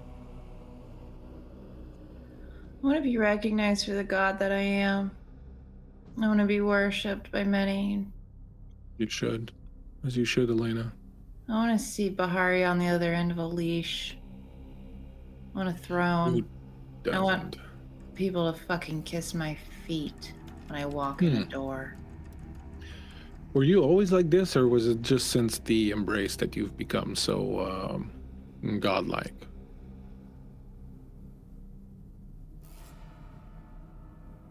I think it's something that's always been inside of me, mister. Needed that right little thing to awaken, huh? Fine tuning, you know. Yeah. I run a shop.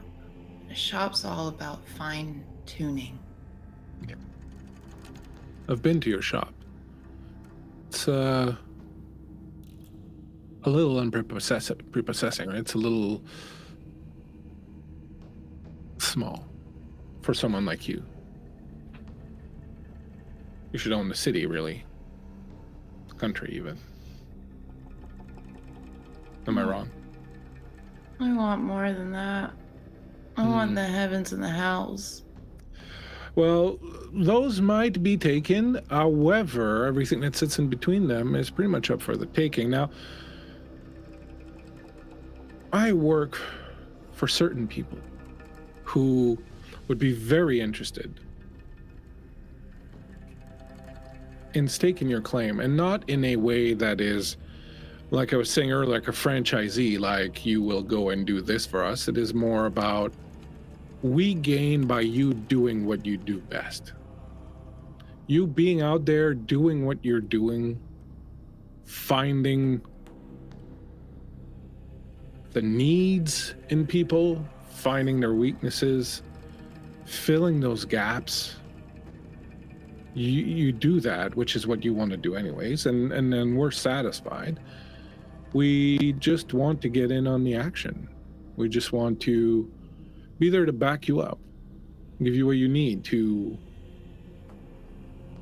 grow and become the god that you already are inside. Be recognized for it. So what are you going to do for me? Well,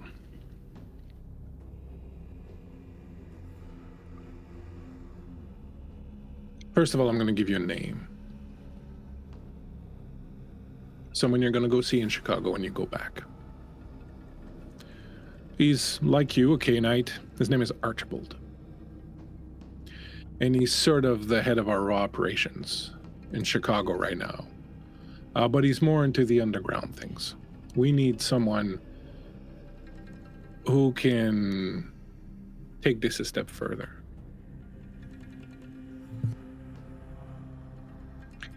We need someone who can take the ball and run with it. Because Chicago's becoming a little small. All right. And other than that, is there anything I can do for you right now? Yeah. You can tell me something. Sure. How do I create a blood bond? Oh, well, that's a fairly simple thing. You have to make sure that the intended target of your blood bond ingests your blood 3 separate occasions, perhaps more if they are very powerful. Do they have to drink from me directly? No. I could slip it in a drink. Yes. You could even, if you were working for us, you could even, if we were working together, benefit from a little something we have that might allow you to do it, again, depending on the potency of your target, in one draft.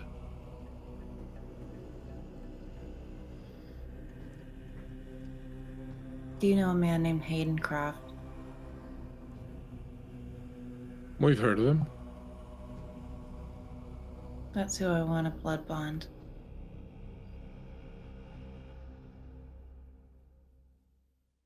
Why?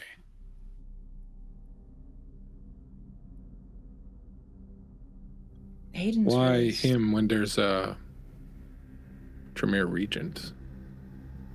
He's got way more power. I can expand, can I?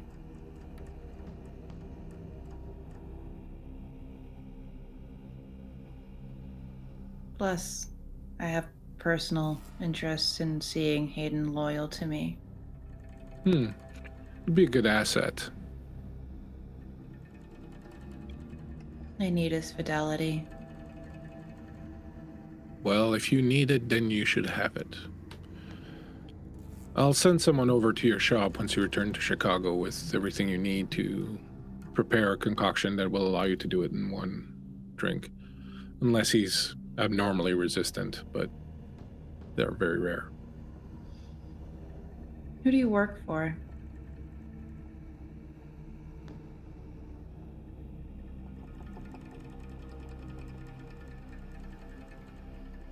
Well, that's difficult to answer. Is it the cardinal? Oh, dear, no. Oh, there, no. In fact, you could say that the cardinal's kind of a pain in the ass. As your sire is also a pain in the ass, and so is the regent, actually. A lot of people are pains in their asses. No. It's not the cardinal. It's difficult to tell. It's difficult to explain. All right.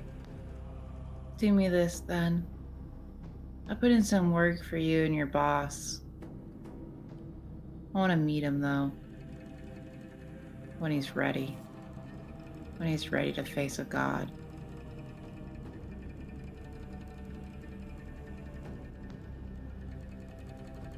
Well, whether or not my boss is a he is still up for a debate, but I can certainly promise you a face-to-face meeting. Now, show me that statue that you acquired in New York. Meanwhile,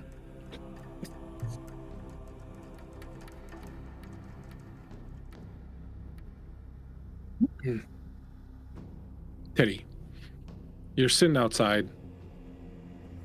You got maybe 30 minutes before the sun comes up. The old man sitting next to you. He's got his head in your lap. You're petting him. A lot on your mind, kid, these days. Yeah, it's been a rough 24 hours or so. Some pretty life-changing events. I can tell that something's clinging to you.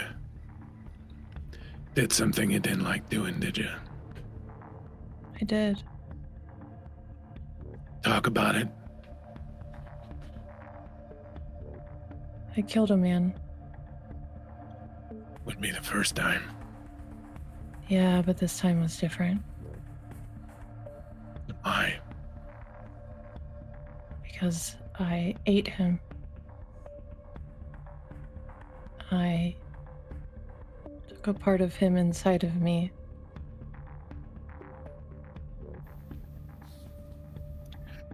Well, that's what we do, isn't it? We hunt our prey, we take it down, we kill it, so that we can eat, so that we can grow stronger. Yeah, but sometimes there's weaknesses that come with strengths, and it's not a very good weakness to have. I feel dangerous to the people that I love.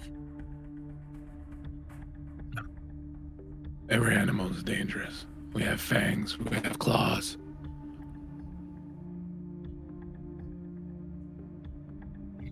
You're no different. At the end of the day, you have something that a lot of us don't. You still have your big human brain and your sense of right and wrong. Yeah, Has that changed? it blurs a little bit sometimes when the other one starts to take over. Guess I'm not so afraid of what I'll do as much as I'm afraid of what he's gonna do.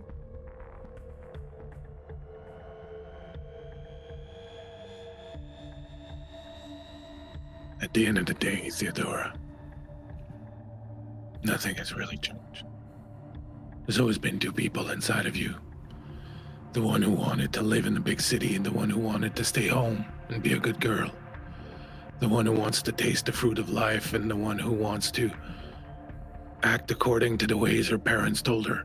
The one who wants to wear the fine clothes and the one who wants to be comfortable and run free. There's always been two people inside of you, sometimes more. It's always been an act of balancing, threading that needle. Sometimes one is more useful to than the other, so you rely on that one.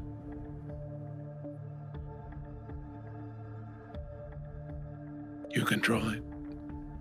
Or you can learn to switch it on and off when you need it.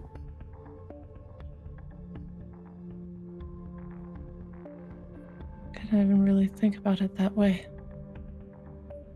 But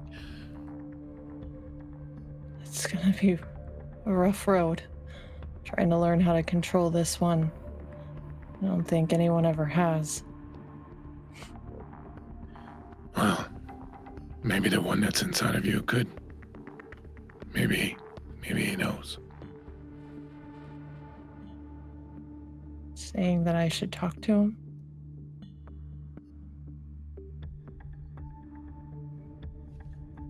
Well, a little talking never hurt anybody. At the end of the day, it's your body. You get to control it. You get to make decisions, and well, you're gonna tell me the last 5 years haven't been difficult, haven't been rough. And yet you're still here. Look at you transform, change. The part of Teddy that you used to hide away beneath nice dresses and beautiful apartments and refineries.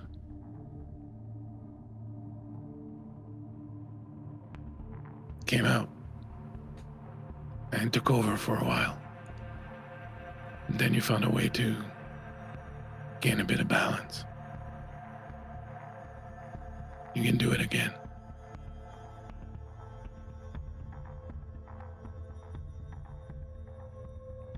But what if talking to him gives him more power? Like they say, if your house is haunted by something malevolent, you don't speak to it because it gives it power. What if it's like that?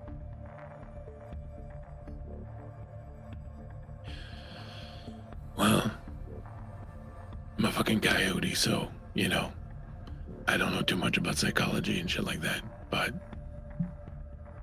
I would think that sometimes people are the way they are because they expect people to be a certain way towards them.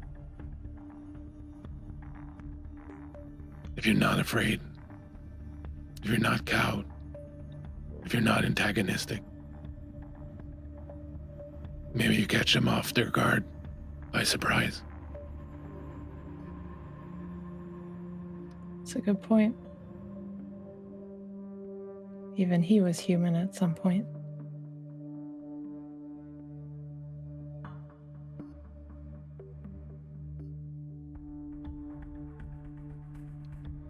You've done a lot. You've come a long way. There's a long way to go still. You'll be okay. Just remember who's in control. She gives him a little scratch behind his ear.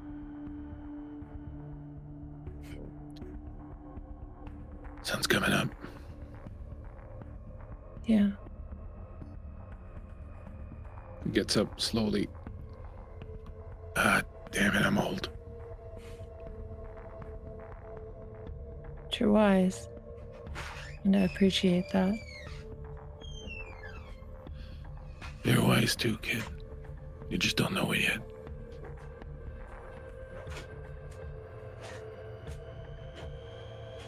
Thanks, Get in old before man. the sun burns you to a crisp. Yeah. Yeah, I think she doesn't even stand up from where she's at. It's almost like the earth beneath her turns to quicksand and slowly it swallows her. As that is happening, Teddy, Mm-hmm. you start to sink into the earth. The old man is hobbling away from you. He turns around, looks at you, nods. And then you see blood explode from his flank as what looks like an arrow sinks into his body and pushes him a few feet away and rolls him over on his side.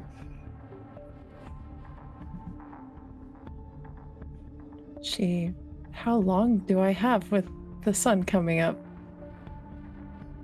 20 minutes. She stops. The process reverses. And she's going to turn and look to see where that arrow came from. And as you turn to look, you turn just in time to see a projectile that looks like a piece of sharp wood sink into your chest. Meanwhile, back at the hotel.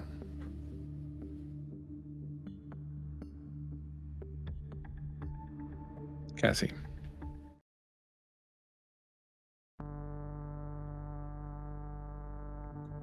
Well, that seems like a lot for a young girl to go through. I'm just going to assume you told her a lot of stuff. Yeah, I mean, it's a lot for anyone to go through. Yeah. Yeah. Very sorry about your friend.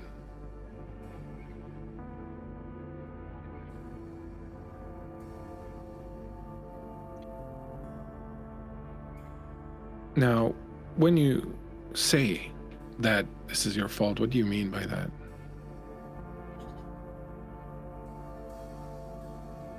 Well, if I hadn't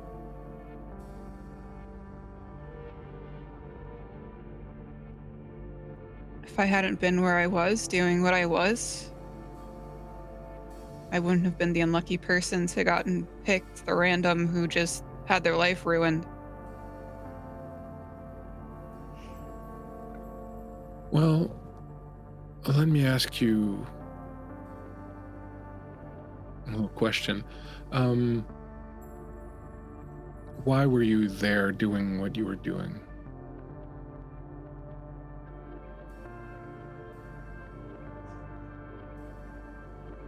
Because there's comfort in what you know.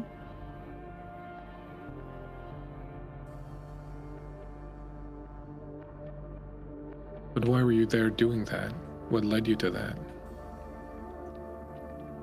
You're going to say because you were an addict, but why were you an addict?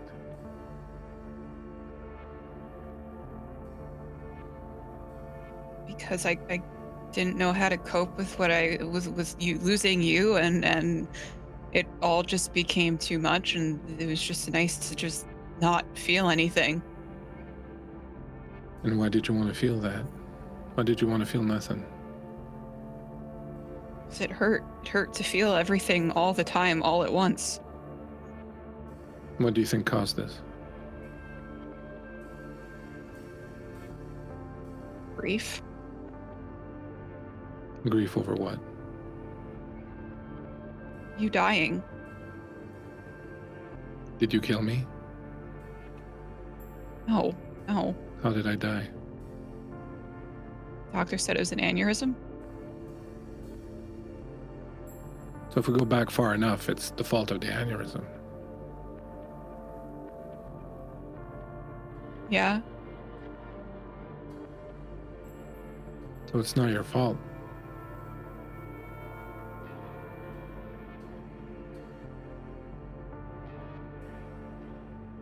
We can go back even further before that. We can go back to things that happened with my parents and their parents, and this is just a chain of events, Cassie, and you're just the most recent link in it. You didn't choose to do this. You didn't choose for me to die. You didn't choose to feel grief. You didn't choose to need. You didn't choose to get hooked. You didn't choose any of that. I like to believe that if you had been capable or in the position to make even-headed choices, you would have made different ones, but you couldn't because circumstances put you in that situation. So it's not your fault. But at what point do I take responsibility for my own actions? You take responsibility for the actions that you take now. Because now you're aware. Now you know. And you know what happens when you're when you're a boat without a sail and without an anchor. You have no control over where you're going to go.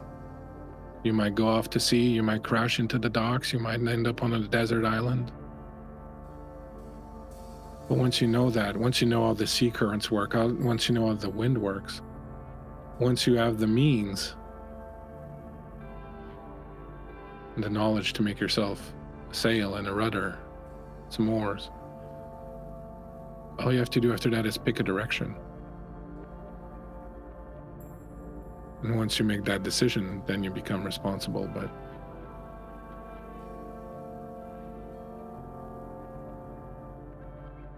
it's in your hands to make a boat go and the boat go in the direction you want it to go. Really like the boat to go north right about now. And go wherever you want to go, Cassie. It's your boat.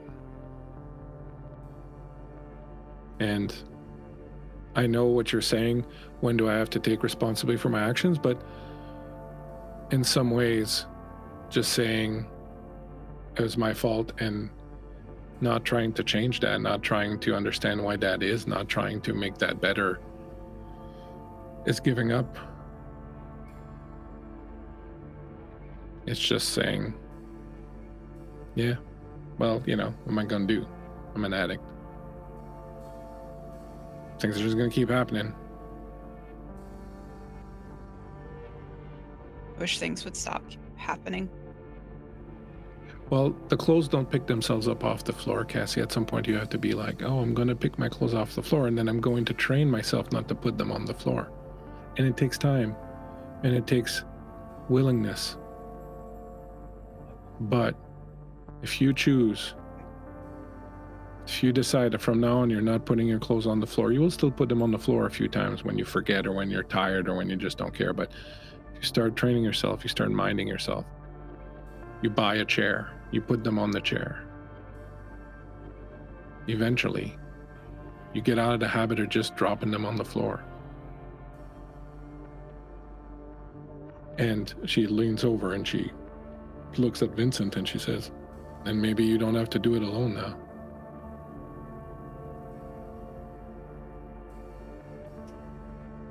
I'm gonna look at April. Why are you here? You've been so quiet. I haven't heard anything from you for a while now. I thought that you had gone, maybe crossed over, but I know you're not a ghost. I don't know what I'm here, Cassie. I just know that sometimes I open my eyes and I'm in your room and I'm folding things and putting them away, and you're there, sad, and it breaks my heart. And all I want to do is sit down and hold you close, kiss your forehead and tell you it's going to be okay, like I used to do when you were 12. Am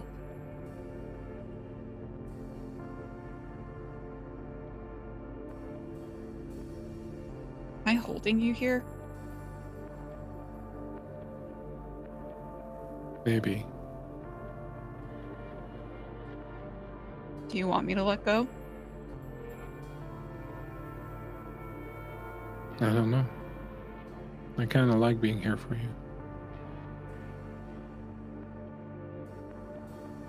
Think your fellow would know anything about it?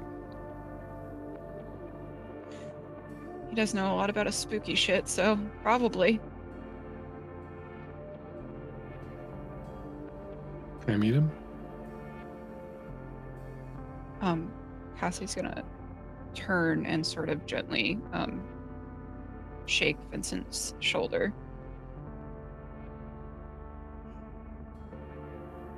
You come out of your sleep, Vincent, look over, Cassie's there, and there's a woman sitting on the bed at the foot of your bed, a kindly older woman who looks at you and goes, "So nice to meet you. I'm April." I'm sorry. What? And like he instinctively looks for eyes of the dead. It is a ghost. You see a very thin tether, sorry, my French kicking out, to Cassie, but it's kind of frayed and it's coming apart. So, this is April. Okay. Mhm. And he sits up and moves to the end of the bed, keeping a pillow in his lap. I can't say that this is the best circumstances, but better late than never, I suppose. I already warned her that you sleep naked, so. Yeah, I appreciate that. And to be honest, I don't really mind. Again, I thought I was going to be having to deal with a Tyler Durden situation, but no, we're not. What do you mean? We'll talk about it later, sweetheart. Well, April, it is very nice to meet you, though unexpected, to say the least. And What's your name again? This is Vincent. Vincent.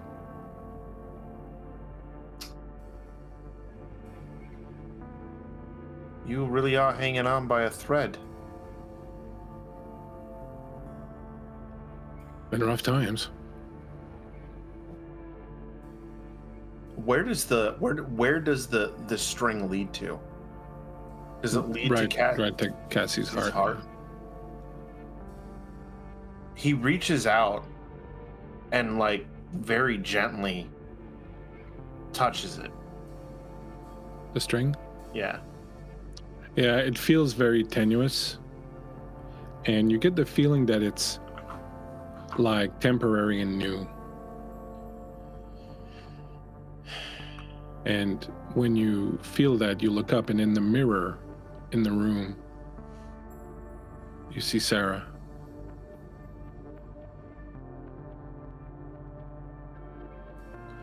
Meanwhile, back in Bones' room.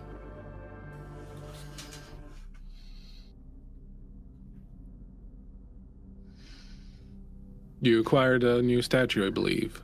Something of interest in your... May I see it? She'll pull it out of the bag. Oh. What a beauty. What a beauty.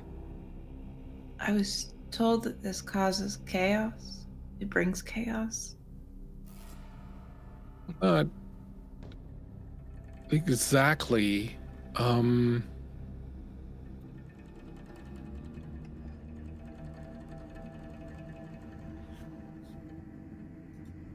People cause chaos. This, and he holds up this statue of this wolf being snared by this serpent. This is merely a physical representation of what awakens when people cause chaos. So you see, you've got it a little backwards. So this doesn't cause the chaos. This is what comes from the chaos. Mm. Do you know anything about the worm? Not really. Well, you should ask your friend when you get back to Chicago to tell you a little bit about the worm, but the worm is a powerful manifestation that feeds on chaos. It erupts in places where chaos has taken hold, and it empowers those who thrive on chaos, thrive on corruption. I see.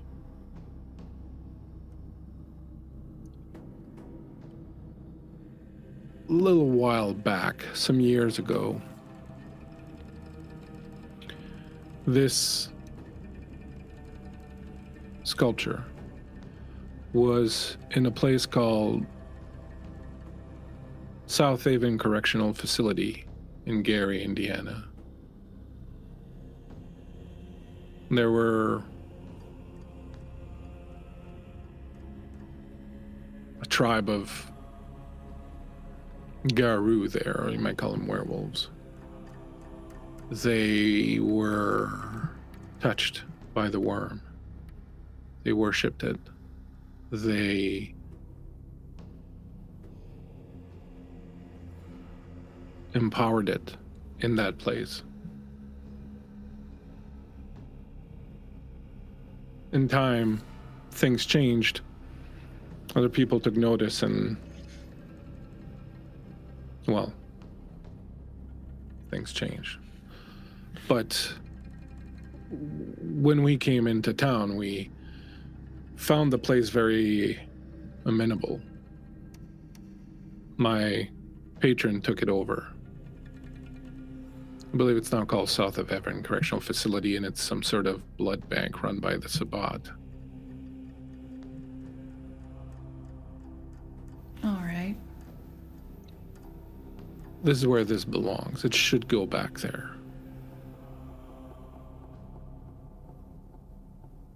What's in it for me if I give it to you right now? What do you want? Power. Well, you're gonna have that. Physical power. Physical power.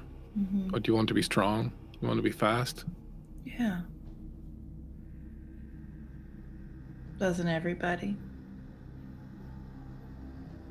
No, some people disdain the physical aspect of things, but I'll tell you what. Let me give you a little demonstration. He puts the statue down on the dresser and he caresses the worm, and you see the scales start to glow green and black, and its eyes also.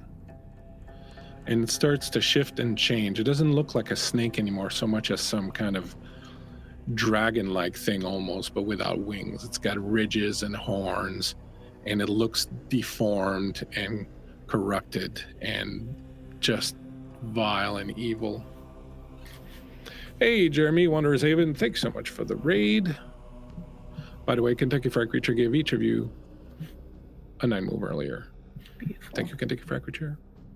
I hope your game went well. Hope the fundraiser's going well, Jeremy. Jeremy's running a fundraiser all weekend, raising funds for a mental health cause. So please go and check out Wanderer's Haven and the work that they're doing there this weekend. Hope the fundraiser goes very well, Jeremy. You see that, and you see that corrupting power, and you have never felt this much power, Bahari. None of those things. Like, everything you've experienced so far feels like you're in feathers, like you're in chains. Like, this feels like it could destroy all these chains. It could just devastate everything with its power. It calls to you in a deep, deep, deep sense. He says, in order for the worm to grow strong, one must feed it. And he turns it so that its open mouth with its fangs are towards you. Will you dare do what is needed? She'll extend her wrist out towards it. As your hand approaches, the statue moves and the head clamps on your wrist and it bites in. And as opposed to what you've come to know is a feeling of ecstasy when a vampire bites, this one hurts. It courses pain all the way through your body. It's the most incredible thing you've ever experienced. And as its claws dig into you, you'll lose 2 blood points. You see the scales on it turn from green to red. It seems to grow. The wolf seems to get smaller as it gets crushed by this thing. You pull back from it. When you do, you see that it's back to what it used to be. A statue of a snake coiled around a wolf. I think she takes the wound on her wrist up to her tongue and licks. When you taste it, your blood tastes different. There's something in it. There's this strange, sharp, powerful taste in it that slips down your throat. As you do, you gain 2 strength points. Nice. I think she'll look back at him, the stranger. Before you look back at him, you get the strength points. And as you look down, you see scales, leathery, black, with green iridescent outlines start to form on your arm, where you were bit, going all the way up to your shoulder. It stops there, and after a while it starts to look like maybe it's a branding or a tattoo or something. You get the feeling that if you worked on it and tried on it a little bit, you could probably spread this throughout your body at will. And gain protection from it.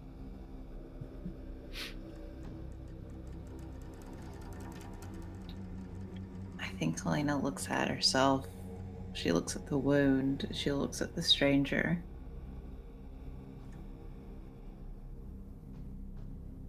Well, I believe we have a deal. He pushes the statue back, goes, "The statue is no longer important. I'll leave it to you as a memento. Do with it what you will. Its power is now inside of you. If you want to conclude our first bargain, go to South Haven, spill your blood there. Bring this power back where it belongs. And our bargain will be sealed. And you, Helena, will become the goddess you were always meant to be."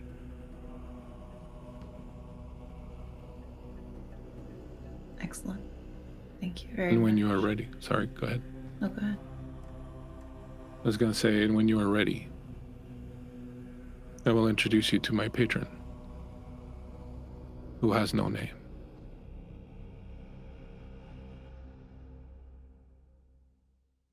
Can you tell your patron something on my behalf? Absolutely. Can you tell him I'm coming? I'm coming for him. Oh, he knows. Good. Seek out Archibald.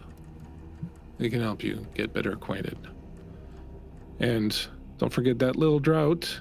And don't forget South of Heaven Correctional Facility in Gary. You won't forget, will you? No, I most certainly won't. Such a doll, Helena. I think she'll go back to the door and she'll unlock it and open it for him. Goodbye, stranger. Toodaloo. He'll step outside. You'll see just as he steps outside, the sun is starting to come up. You close the door. You think you saw something strange. You open the door again. Teddy.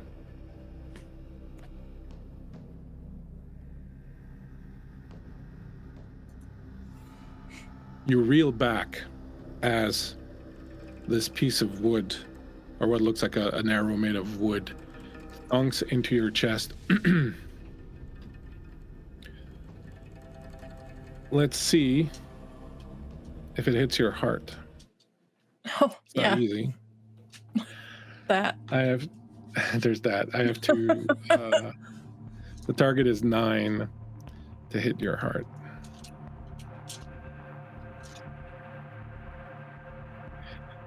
Yep.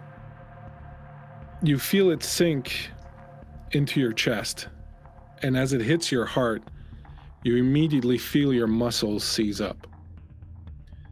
The piece of wood is strange. It's like maybe this long. It's not very big. It's straight shaft of brown wood. There's like a metal ring at the back end of it that's about like this long and a little bit thicker. And as you start to fall down to your knees with your muscles seizing up and kind of feeling this paralysis that's taken over, you see coming out of the from around some of the terrain nearby are 2 people dressed in like paramilitary outfits, black helmets, goggles, rifles. Their rifles look like they have compressed air and they're meant to shoot these kind of arrows or stakes. The two of them are coming towards you. You're falling down on the ground, unable to move. You see the sun is just about to crest on the horizon.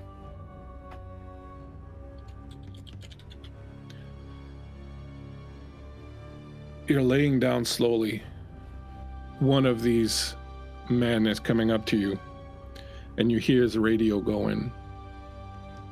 And he approaches and looks at you, and he says, "All right, I think I got her." And he turns around, "I think I got her." And the other guy that's behind him shoots him right in the face. And he pitches back and falls on top of you. The other guy with the face mask and the helmet and the gear and all that starts pulling the body off of you. He hits a little gadget on the metal, and he pulls the stake out of your chest, and all of a sudden it's kind of like you weren't able to breathe, and now you can breathe, and you feel slowly your muscles coming back online. And he pulls the body off of you, and he rips off the face mask and the helmet, and he says, "If you need to drink, drink now." And he drops the body next to you, and then he removes his own mask, and you recognize Owen, your former driver. Owen? You don't got a lot of time, Teddy. They're coming for your friends. They? Aegis. Fuck. The fuck do they want with us? Why can't they just leave us alone? They want Cassie. Cass? 5 years ago, when they raided the underground lair where you were, they got that guy hauling. They've been holding him for all that time. They've been interrogating him, trying to figure out there's something they want. There's something old and nasty hidden under Chicago. Aegis wants it to be free. Aegis is trying to convince the government that you and your people exist. They specialize in hunting down people like you, and they want the government to know that you exist so that they will sanction war on you and they will pay them for it. Whatever that thing is that is under Chicago, Aegis wants it to come out so that it creates a whole fucking thing and the government is forced to react. And the key to it, as far as they know from what they've gotten out of hauling, is your friend Cassie. Motherfucker.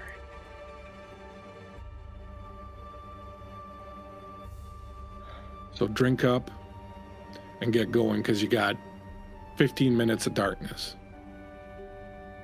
And they're moving on them right now. She, without a second thought, just dives on the body and starts draining it. You can get up to 6 blood point from him. Beautiful. Like, I'm sorry for how things ended last time, but I didn't really have a choice.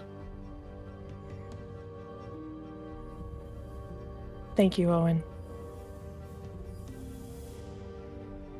One more thing. That guy hauling, he escaped a few weeks ago. We don't know where he is. All right. She doesn't know where he is either, right? Okay, yeah. Just double checking. She's gonna stand up and throw her arms around him, much like she would have back in the day when they were a team. He hugs you back and he says, "I'll take care of your friend here." Do I remember him? That's not the same. Yeah. Take care of him, please. She looks back at old man. Is he dead or is he? No, you can see that he's been shot like in the hindquarters, basically in the back.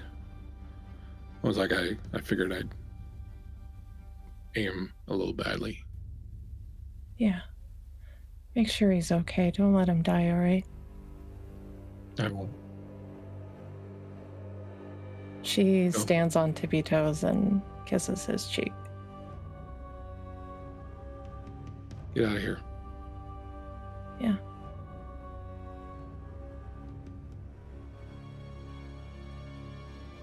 She runs off towards everybody. You see Sarah in the mirror, Vincent. And upon seeing her, you understand. She went to get April, and she brought her here. You realize that when her and Cassie touched and communed last time, that she could feel the hole in Cassie's heart, her pain, knew that it was linked to April, and wanted to give her a chance to say a final goodbye.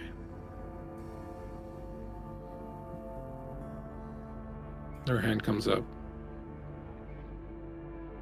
She fades slowly.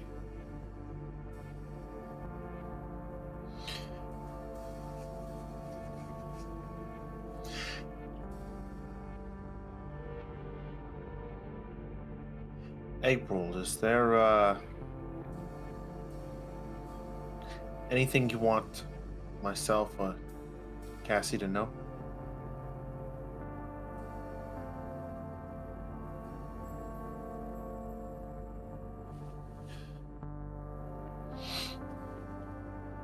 It hurts my heart to see the things that happened to Cassie, but it hurts my heart even more for her to think that it's her fault. I don't know if I'll be able to come back to see you, Cassie. I'd love to, but I think it's not in my power. But everything I know and all, everything I've ever needed to teach you, I have. You just need to remember them and to trust yourself to do them. And when you can't, you have to trust your friends to help you.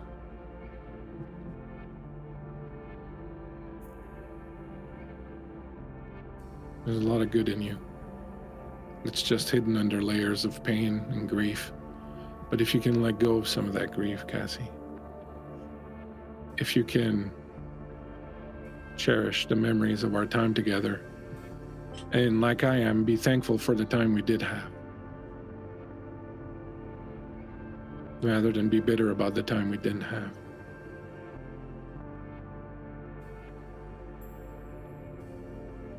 I think you can be okay.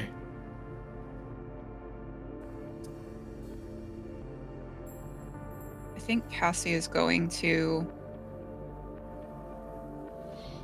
kind of put her hand up to April's cheek. I'm assuming she's not like... You feel it when you put your hand on her cheek. She takes your hand. And then Cassie's gonna, upon feeling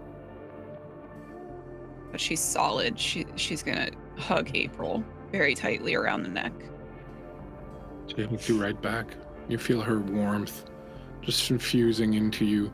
You smell her hair like you used to. Her cheek feels exactly the same as it used to.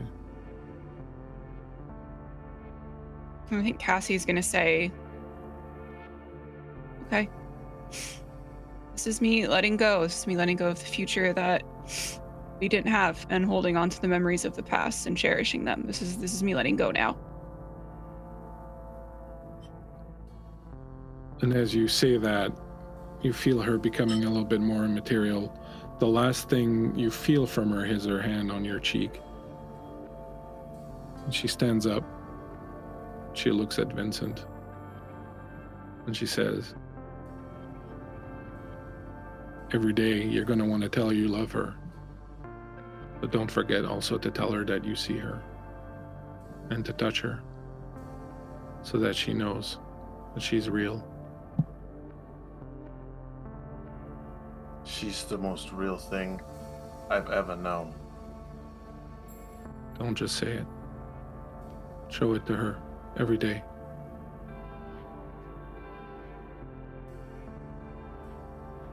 And Cassie, stop putting your clothes on the floor, will you? I promise nothing.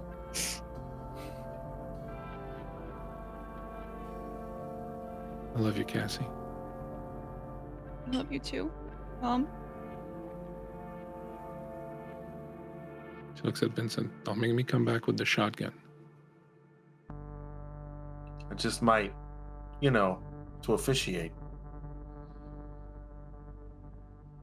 And the two of you are left alone in the room. I think Vincent reaches over and grabs Cassie and just pulls her into him. I think Cassie's just sobbing, ugly sobbing, snot, saliva. And she leans into your hold. And that's when the screaming starts outside and the gunfire.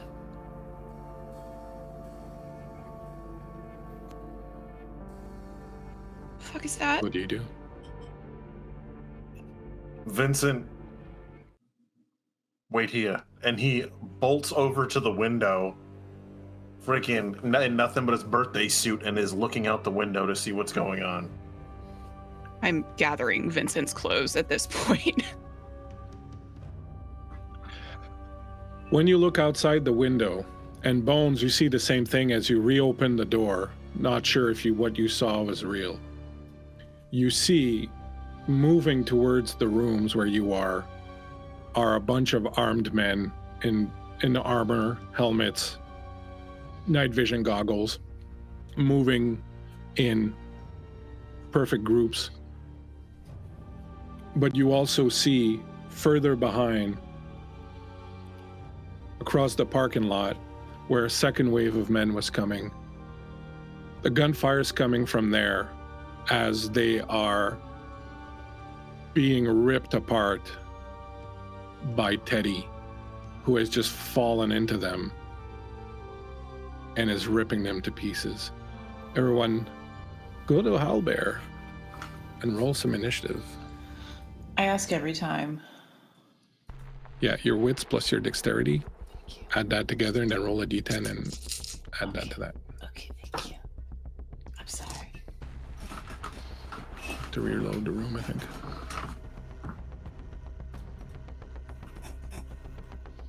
I got a 7. No, 14.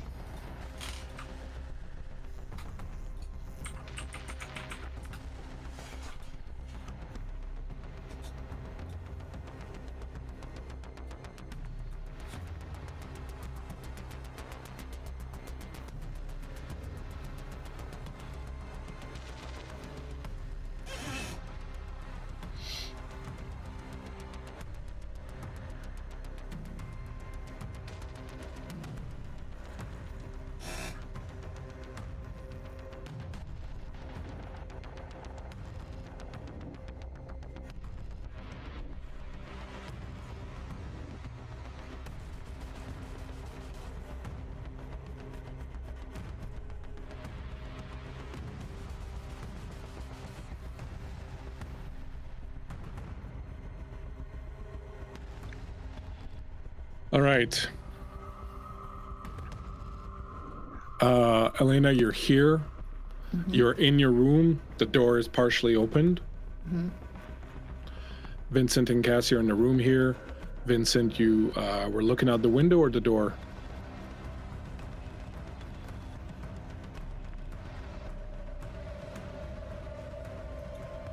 Vincent? The window or the door?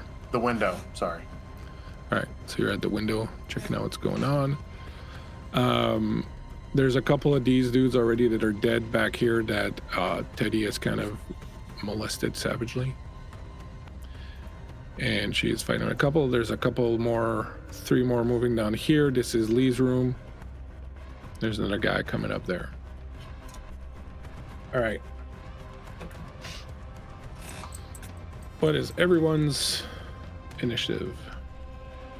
14. Cassie? Oh, sorry. Sorry. My Go elf. ahead, Bone. I got excited. I know, Bones, 12. No, Cassie, Cassie? 12. Cassie, 12. Bones, 14. 14. Vincent, 15. 15. Teddy? 10. Right.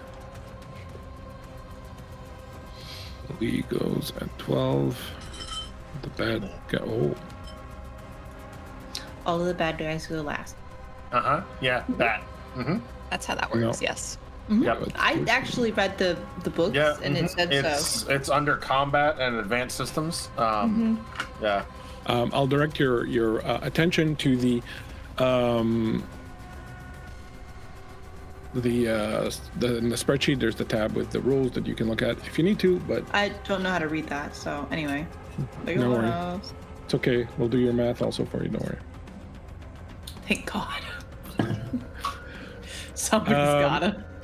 Someone's gotta. Vince goes first at 15. You see these guys. So these two are moving for. They don't look like they're moving for your door. They're actually, sorry. I mean, they do look like they were moving for a door. These two look like they were moving for Helena's door. These guys were moving down here, and these guys are getting mauled by Teddy back there. Would you say it's safe to say that I've, at this point, put my pants back on at a minimum, even if I'm just John McClaning it? Get your britches on, son.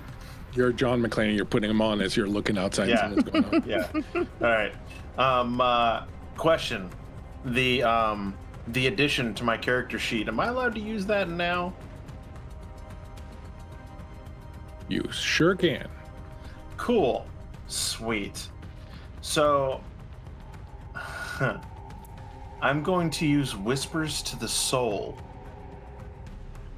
I do want to point out that Cassie and Helena on the, sorry, I'll get back to you in a second, Vince. On the spreadsheet in the tab marked GM, you'll see the rules for Eyes of Chaos and the skin of the Adder, which are new powers. Creep, I didn't know what new power you wanted, so... I was just going to put another point in Fortitude. I meant to message you. Okay, so you can have I that. forgot. Yeah, you can have that. And so I've put them there for you guys. I don't know if you'll be able to copy them over to your character sheet, but if you want to use them, they're there, and your characters can use them tonight. Go right ahead, Kurt. What does that do, and how does it work? So, Whispers to the Soul. Merely hearing the whisper of the true name of the Dark Mother is enough to drive mortals mad and fill the hearts of Canaanites with terror. As you are staring at these men, passages from the book you've been reading come back to you, and you remember this passage about these priests back in the day who would cow entire cities simply by whispering the Dark Mother's name. And you figure, why not give it a shot? I will make a willpower roll, target of 8. I assuming you're targeting one of the guys coming at you?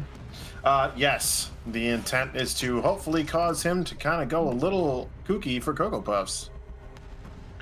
What is your manipulation score? My manipulation score...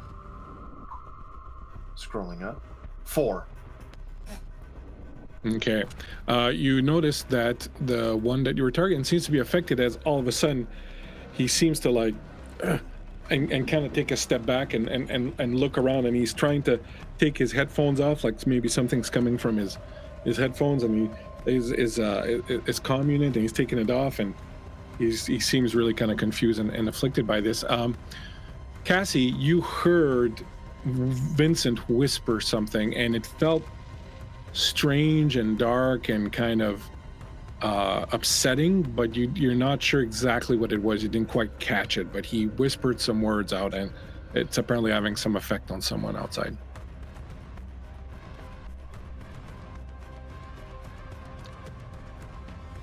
Gonna move this here so that I can do stuff with it. All right, so this one here has been affected. I will put a thing on him at some point.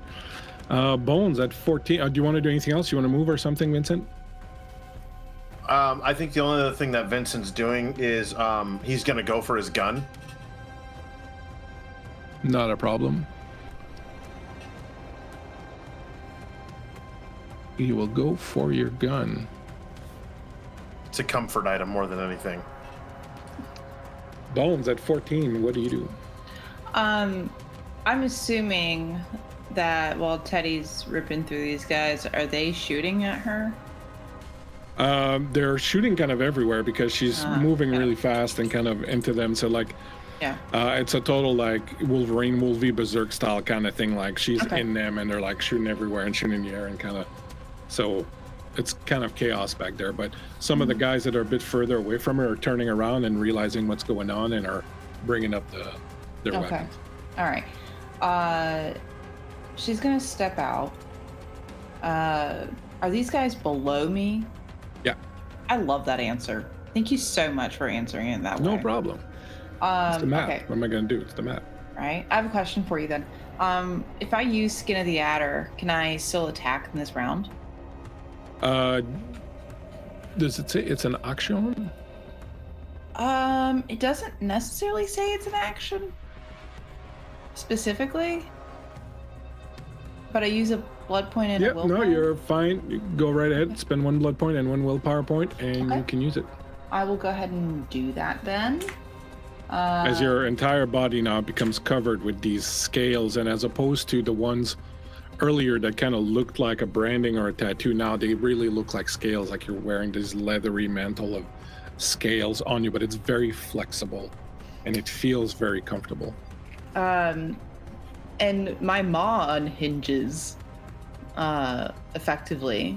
So what I would like to do, if you'd be so kind to let me do it, I would like to drop down on this fella right here with my mouth wide open and I'm going through for his throat. Go for it. So you're gonna make an attack, so you're gonna make a brawl plus strength roll. Remember you have +2 strength now? So it was +2 into it in addition to whatever my strength was, right? Yes, that's right. Okay. And remember that you can spend blood to boost your physical traits, people, if you need, right? You can spend 1 blood per turn, and that can boost one of your physical stats for the turn if you want. So that is okay.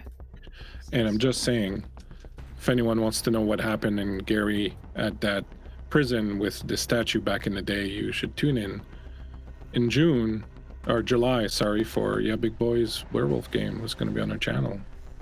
Boy Big, sorry. It's going to be running a little werewolf game on our channel. It's going to be all about that.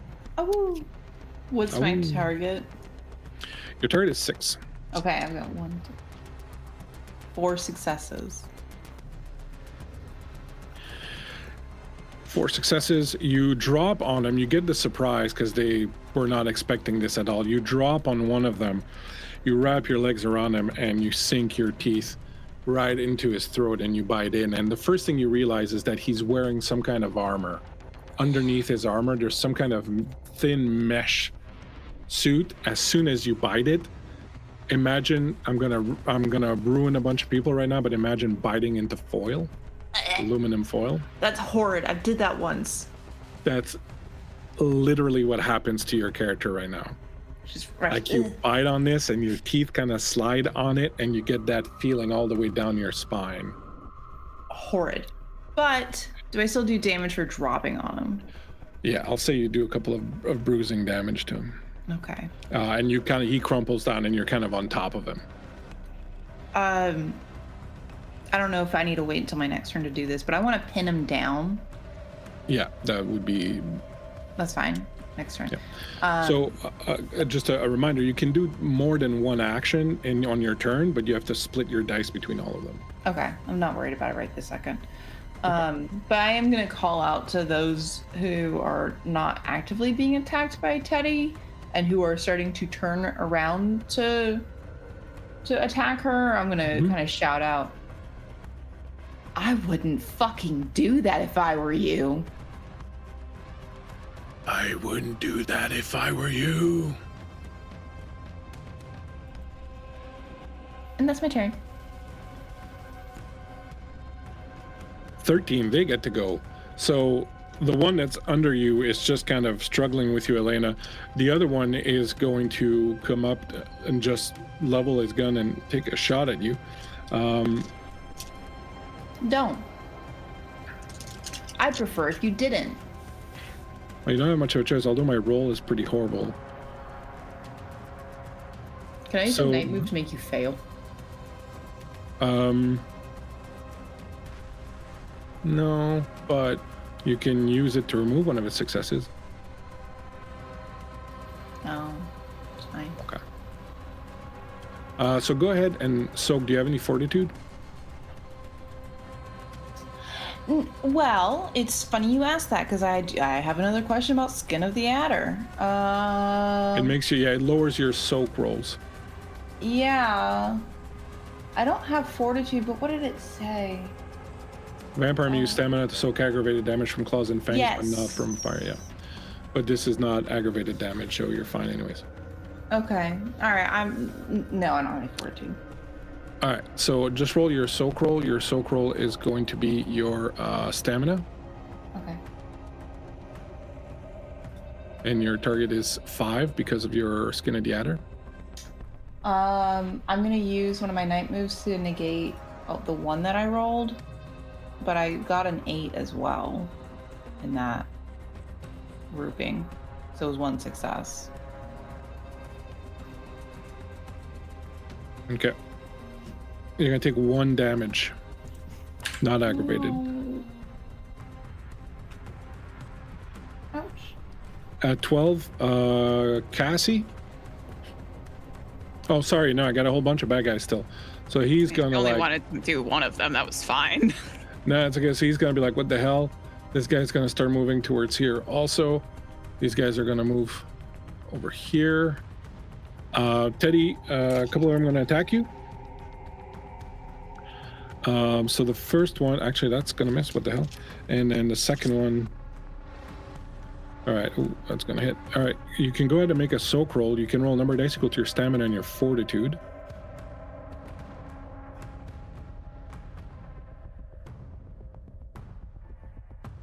What's my target? 6. 6? Okay. That is 4 successes.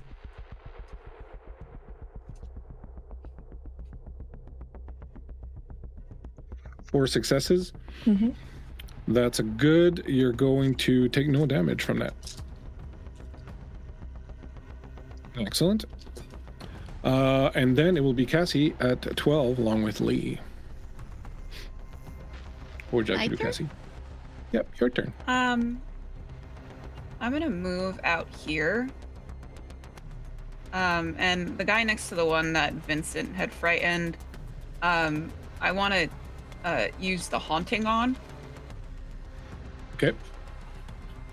So basically, one of their senses, I'm going to choose vision, will get flooded with things that aren't really there. Usually, it's repressed fears, guilty memories, etc. It's kind of at your discretion.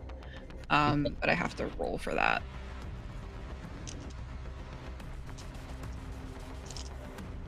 You are looking perception plus self-control. No, rolls manipulation or Manipulation. subterfuge. And this perception plus self-control will be 6 for your target. Ooh, that is very good. 1 crit and 2 successes. All right. As you do that, he starts screaming, ripping off his goggles, just clawing at his face, at his eyes, screaming his head off. And he also falls to the ground, frightened, next to his buddy. And how much more can I move? Because I want to make a movement to go towards Teddy. Yep, you can move. I would say you can get like, you can easily get to like around here maybe. Okay, yeah, I'm heading straight for Teddy. Okay. At 12, Lee does something that no one sees. Back up to the top at 15. No, sorry, 10, Teddy. Yes. I'm just wailing on the guys in front of me. All right. Do you want to split your attacks and attack 2 of them? Yeah, let's do that. Okay, they're both already wounded, so from your first narrated attack. So you're gonna take a number of dice equal to your brawl plus strength, and you have to split those up between them. Okay. And make your rolls separately. Well, that's easy. All right. Remember, first you can one. use 9 moves. You can use 9 moves, and this is the last game. So if you have 9 moves, use them. I just double crit on the first roll.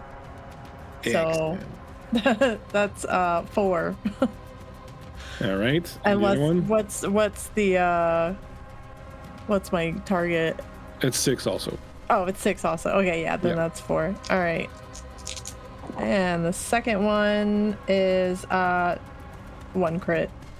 Damn. All right, let's go. That's all right. So describe how you kill the first one. I would imagine that I have my claws out.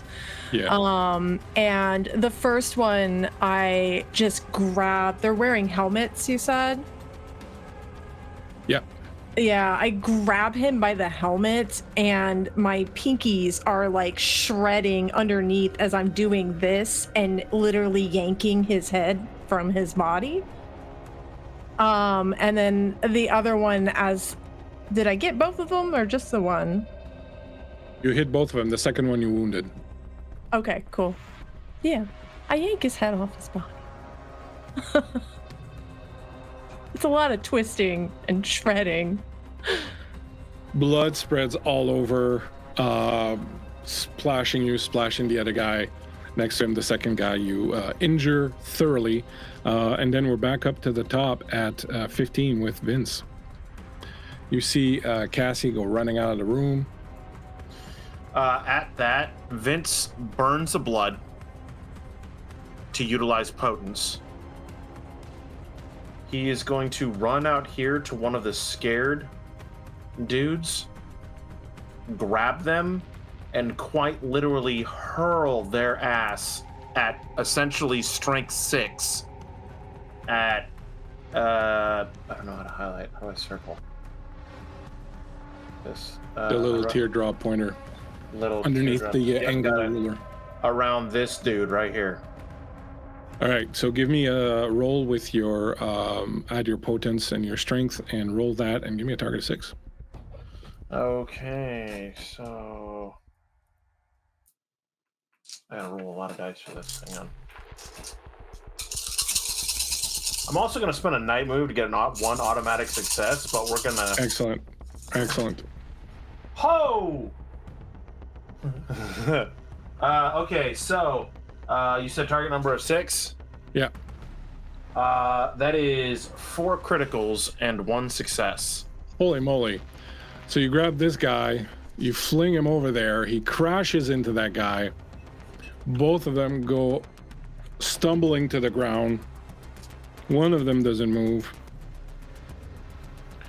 As the lot of you see this one guy basically fly all the way across the parking lot. The prince is going to hear about this breach of the Masquerade. Fly all the way across the parking lot, land in the other guy's helmet, crashing right into the other guy's head. You hear this crack as they both stumble and fall to the ground. Do you want to move?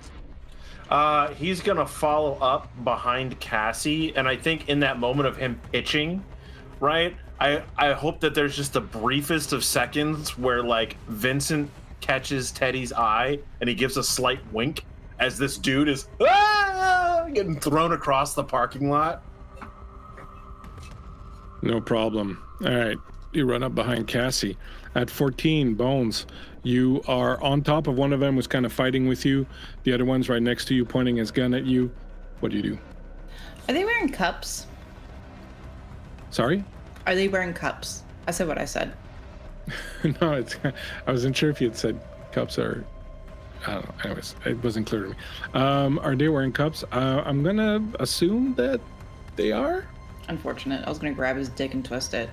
You could grab from underneath and maybe... Can I do that? Can I grab his dick and twist it? Give me a brawl plus strength. Okay, I'm going to use one of my night moves for one of those automatic successes there. Let's Wango Bango try this again.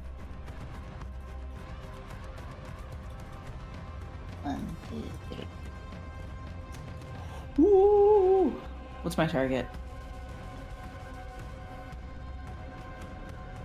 6. Okay, not as exciting as Vincent's, but I did get 1 crit and then 2 other successes. All right, you reach down under this guy's cup and you feel soft tissue there, and you grab and you pull and you twist. And with your strength, I'm going to say he takes a damage. His knees kind of buckle and he starts falling to the ground as you are, doing the business. Right on. And she's making direct eye contact with this man as she's doing this. I need you to know that. And she is having a great time. Of course she is. At 13, they get to go. So this one's going to try to defend himself by shooting you. So give me your soak roll, your stamina. Target of 5. I did get 1 crit. Who, me or Kurt? You, sorry, Bones. Oh, I thought you, for some reason I thought you said Vincent. Soak roll, stamina. Target of 5. 5. I got all 3 successes. One of them is a crit, just so you know. Okay, so I'll cancel his crit. I'll cancel 2 more. You're going to take 3 damage as he just puts his gun right in your chest and fires as he's dropping to the ground. These are normal wounds, by the way. Okay. So you take 3 more damage. Do take in account if you have penalties, guys, from your wounds. And know that you can spend blood to heal. You can only spend 1 blood per turn, but you can spend a blood per turn anytime you want if you haven't yet to heal one of those damages. Can I have a little bit of explanation? So I've taken 4 points of damage at this point. Where does that put me? So it puts you on the N track for normal. Yeah. At wounded. Oh dear. Right. So what you would do is you would do X. Yeah. X. Yeah. Okay. So you're there. So now you have 2 dice less for everything that you do. But you could spend a blood point right now if you haven't this turn and heal that one so that you're at least at -1 instead of -2. Yeah, can I do that, please? Yeah, you can do that. I'm not feeling so hot, you guys. Starting to feel hungry. This guy is going to shoot at Vincent as you're running away. Do you want to spend your upcoming action so that you can dodge Vincent, or you don't have to spend it, but if you decide to dodge, it's going to split your dice pool with your action later? Or do you just want to take the damage and soak it? You're muted, Kurt. He will attempt to dodge. All right, so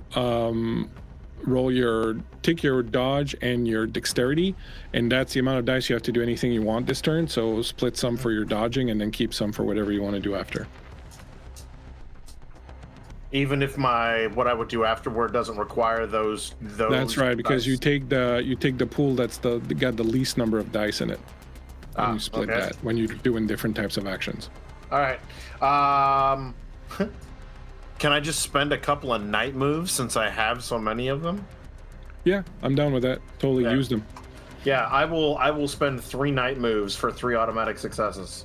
All right, that's good. That allows you to avoid the damage as you hear not gunfire, but a whistling noise, and this stake flies right past you and clatters on the ground.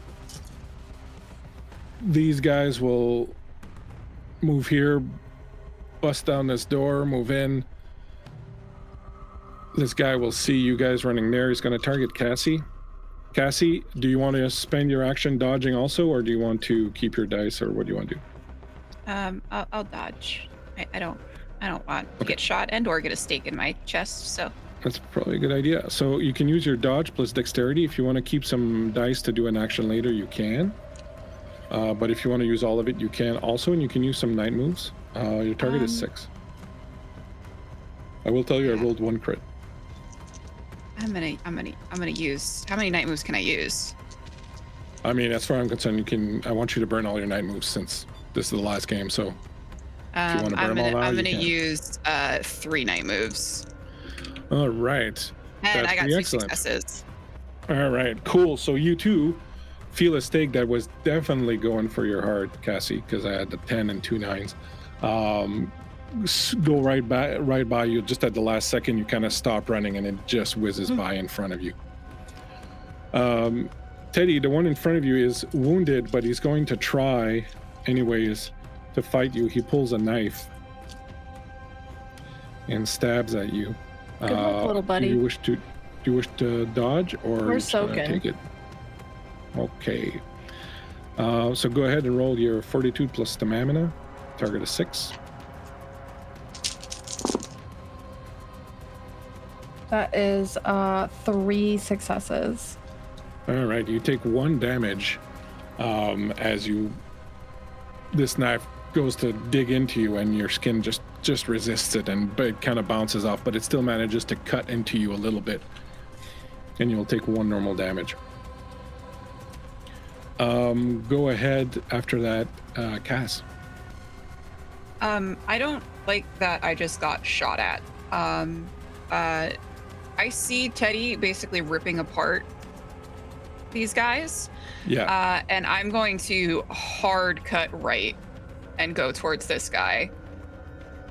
And I'm going to do the same thing I did to the other guy, and I'm going to try to hit this guy with the haunting. And now, you have no dice left, right? Because you used them all to dodge? Correct. All right. So No, I have 1 dice. I have 1 dice left. Go for it. And you can spend 9 moves if you want. Yeah. I'm going to spend 2 night moves. All right. So And with those that's 2 a 9. successes, that's So excellent. 3. So same thing. He starts pulling at his mask. He's screaming. He falls to the ground, completely racked by fear. His gun clatters next to him. I'm going to grab his gun. Right. It's kind of this weird rifle. It's got like a long sort of magazine underneath it with like stakes. So there's like 3 left out of the 4 that were in there, and it looks like it's some sort of compressed air thingamabobber. Cassie has definitely shot a gun before, so I think she could figure it out. Okay. You shoot Vincent? No, I shoot the storyteller. Okay. I was just checking if you were following along. And at 12, you hear sounds of combat coming from this room. At 10, Teddy, the guy in front of you is wounded. There's one guy that's under the other one there that's moving, but he appears to be wounded also. Okay. I'm gonna split my attacks again. Can I do that with these 2 dudes? You can't. You're just going to have to move to the next one after. So Cool. go ahead. Yeah. Let's do this first one. That is 1 crit. I would like to add a night move to that as well to make it 3 total. Excellent. So describe to me how you finish him and move on to the next one. I think with this guy, she just reaches forward and rips his throat out. Just claws pulled, classic slash, and then as she's slashing his throat, is also just throwing him to the side and barreling forward onto the next guy. I will say that guy is kind of incapacitated because he's under the other guy and kind of knocked down trying to move. So go ahead and make your roll. That's 2 crits. Okay.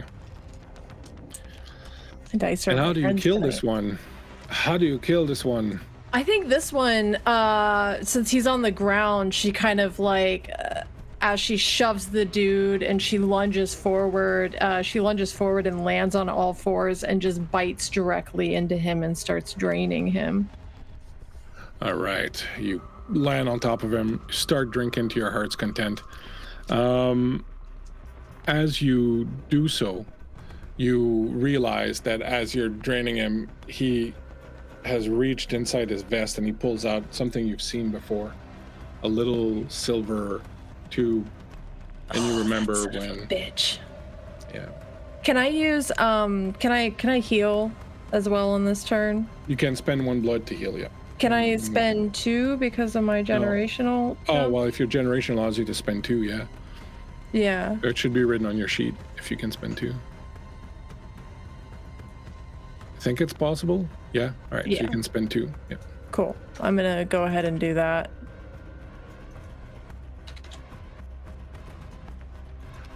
And No problem. And then after that, it's back up to the top with Vince.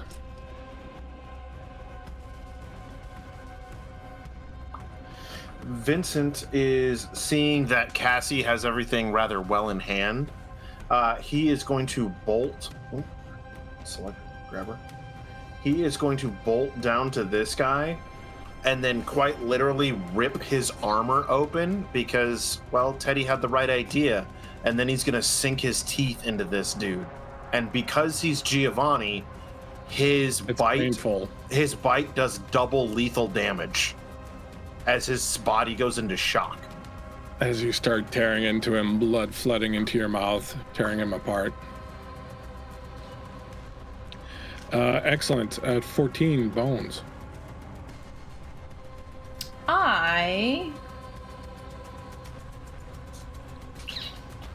Okay, so the guy whose dick I twisted, how does he look? Is he looking like he's taken any decent amount of damage? Yeah, he's kind of fallen to the ground after shooting you. You could have an easy access to him if you want to rip his mask off. And yeah, that's what I'd really like to do. Yeah, and I'm using Skin of the Adder. It will do...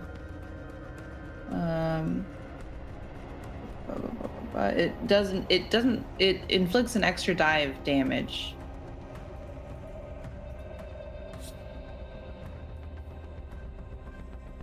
I'm assuming I'm rolling Brawl and Strength. Brawl and Strength, yeah. Okay. I'm going to use another one of my night moves for an auto success. One of those. Should be 1, 2, 3, 4.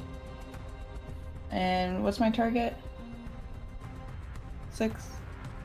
Your target is 6. Yeah, okay. I've got 1 success out of my roll and then 1 auto success with my night move. Okay. You bite into him, you rip into his throat, blood just surging, flooding into your mouth as he's shaking and trembling. Excellent. Dying in your arms. Beautiful. Moments later, Lee will come out of that room, wounded again, bit of blood on him, but his claws dripping blood, and he's kind of looking around, seeing if there's any threats left. Sees none. He's gonna run out over to where Teddy is. Let's go around. Tell me what you're doing. Teddy, what are you doing? I think she's kind of finishing up draining this guy.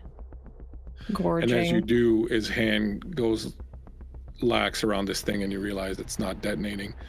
But as you're also finishing up on him and the blood dripping down your chin and kind of satisfaction, you see one of his patches. There's a piece of black Velcro that has slipped off and you can see it says Aegis. I think she sits up and she just starts punching him in the face. Like, even though he's dead, just the 1, 2, 1, 2, just socking him and yelling. Helena, what are you doing? Both these guys are dead next to me? Yeah. Okay. Yeah. Helena's gonna drink a little, and sort of rear her head back and look over at Teddy as she's doing this.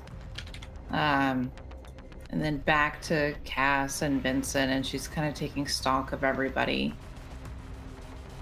And just making sure everybody's alive and okay. What's Cassie doing? Cassie's looking for a way out of this. A car they can take. They don't have that much time, but there's a lot of dead bodies around. So she's sort of just full panic mode right now. Vincent? In this very moment, Vincent is looking at his next meal.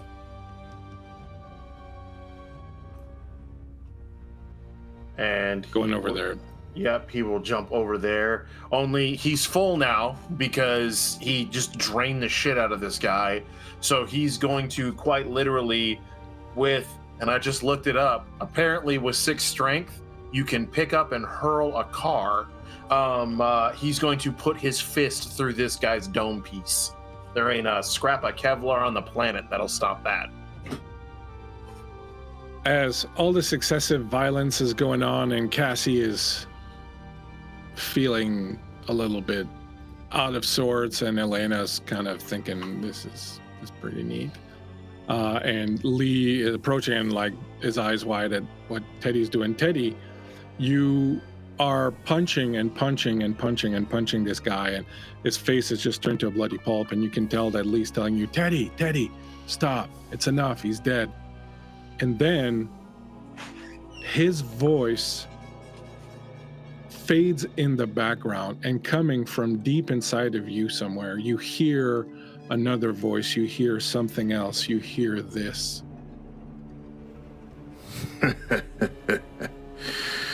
You thought I was gone? No, now I live in you. But I'm not here to bust your puss. You got a choice now, girl. That big darkness is coming. And you can either choose to lay down or be consumed by it. Or listen to that beast inside you. Grow strong every night and be prepared to take on what's coming. The culling of the weak is the beginning, and you're either wielding the scythe or you're getting chopped down with the rest of them. But understand one thing: whether you're chopping now or chopping later, sooner or later, God'll cut you down, just like he did me.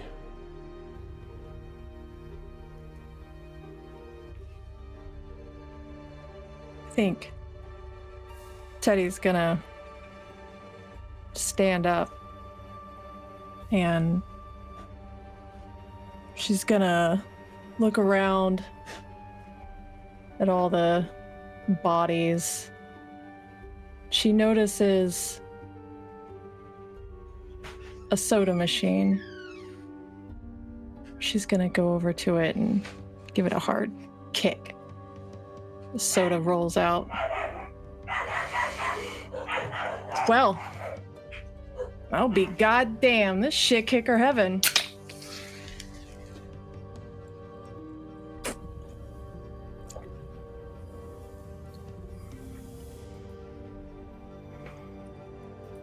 And on that note, my friends, on that cozy little note,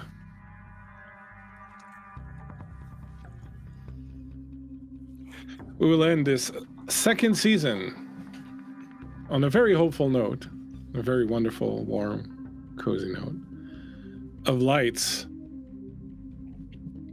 My friends, thank you so much to my wonderful players for a wonderful, wonderful season. Great 6 episodes. We saw a lot of strange things happening in the character, a lot of growth in the characters. You're all so amazing, so wonderful. I love you all so much. Thank you to the chat, to everyone who's hanging out with us.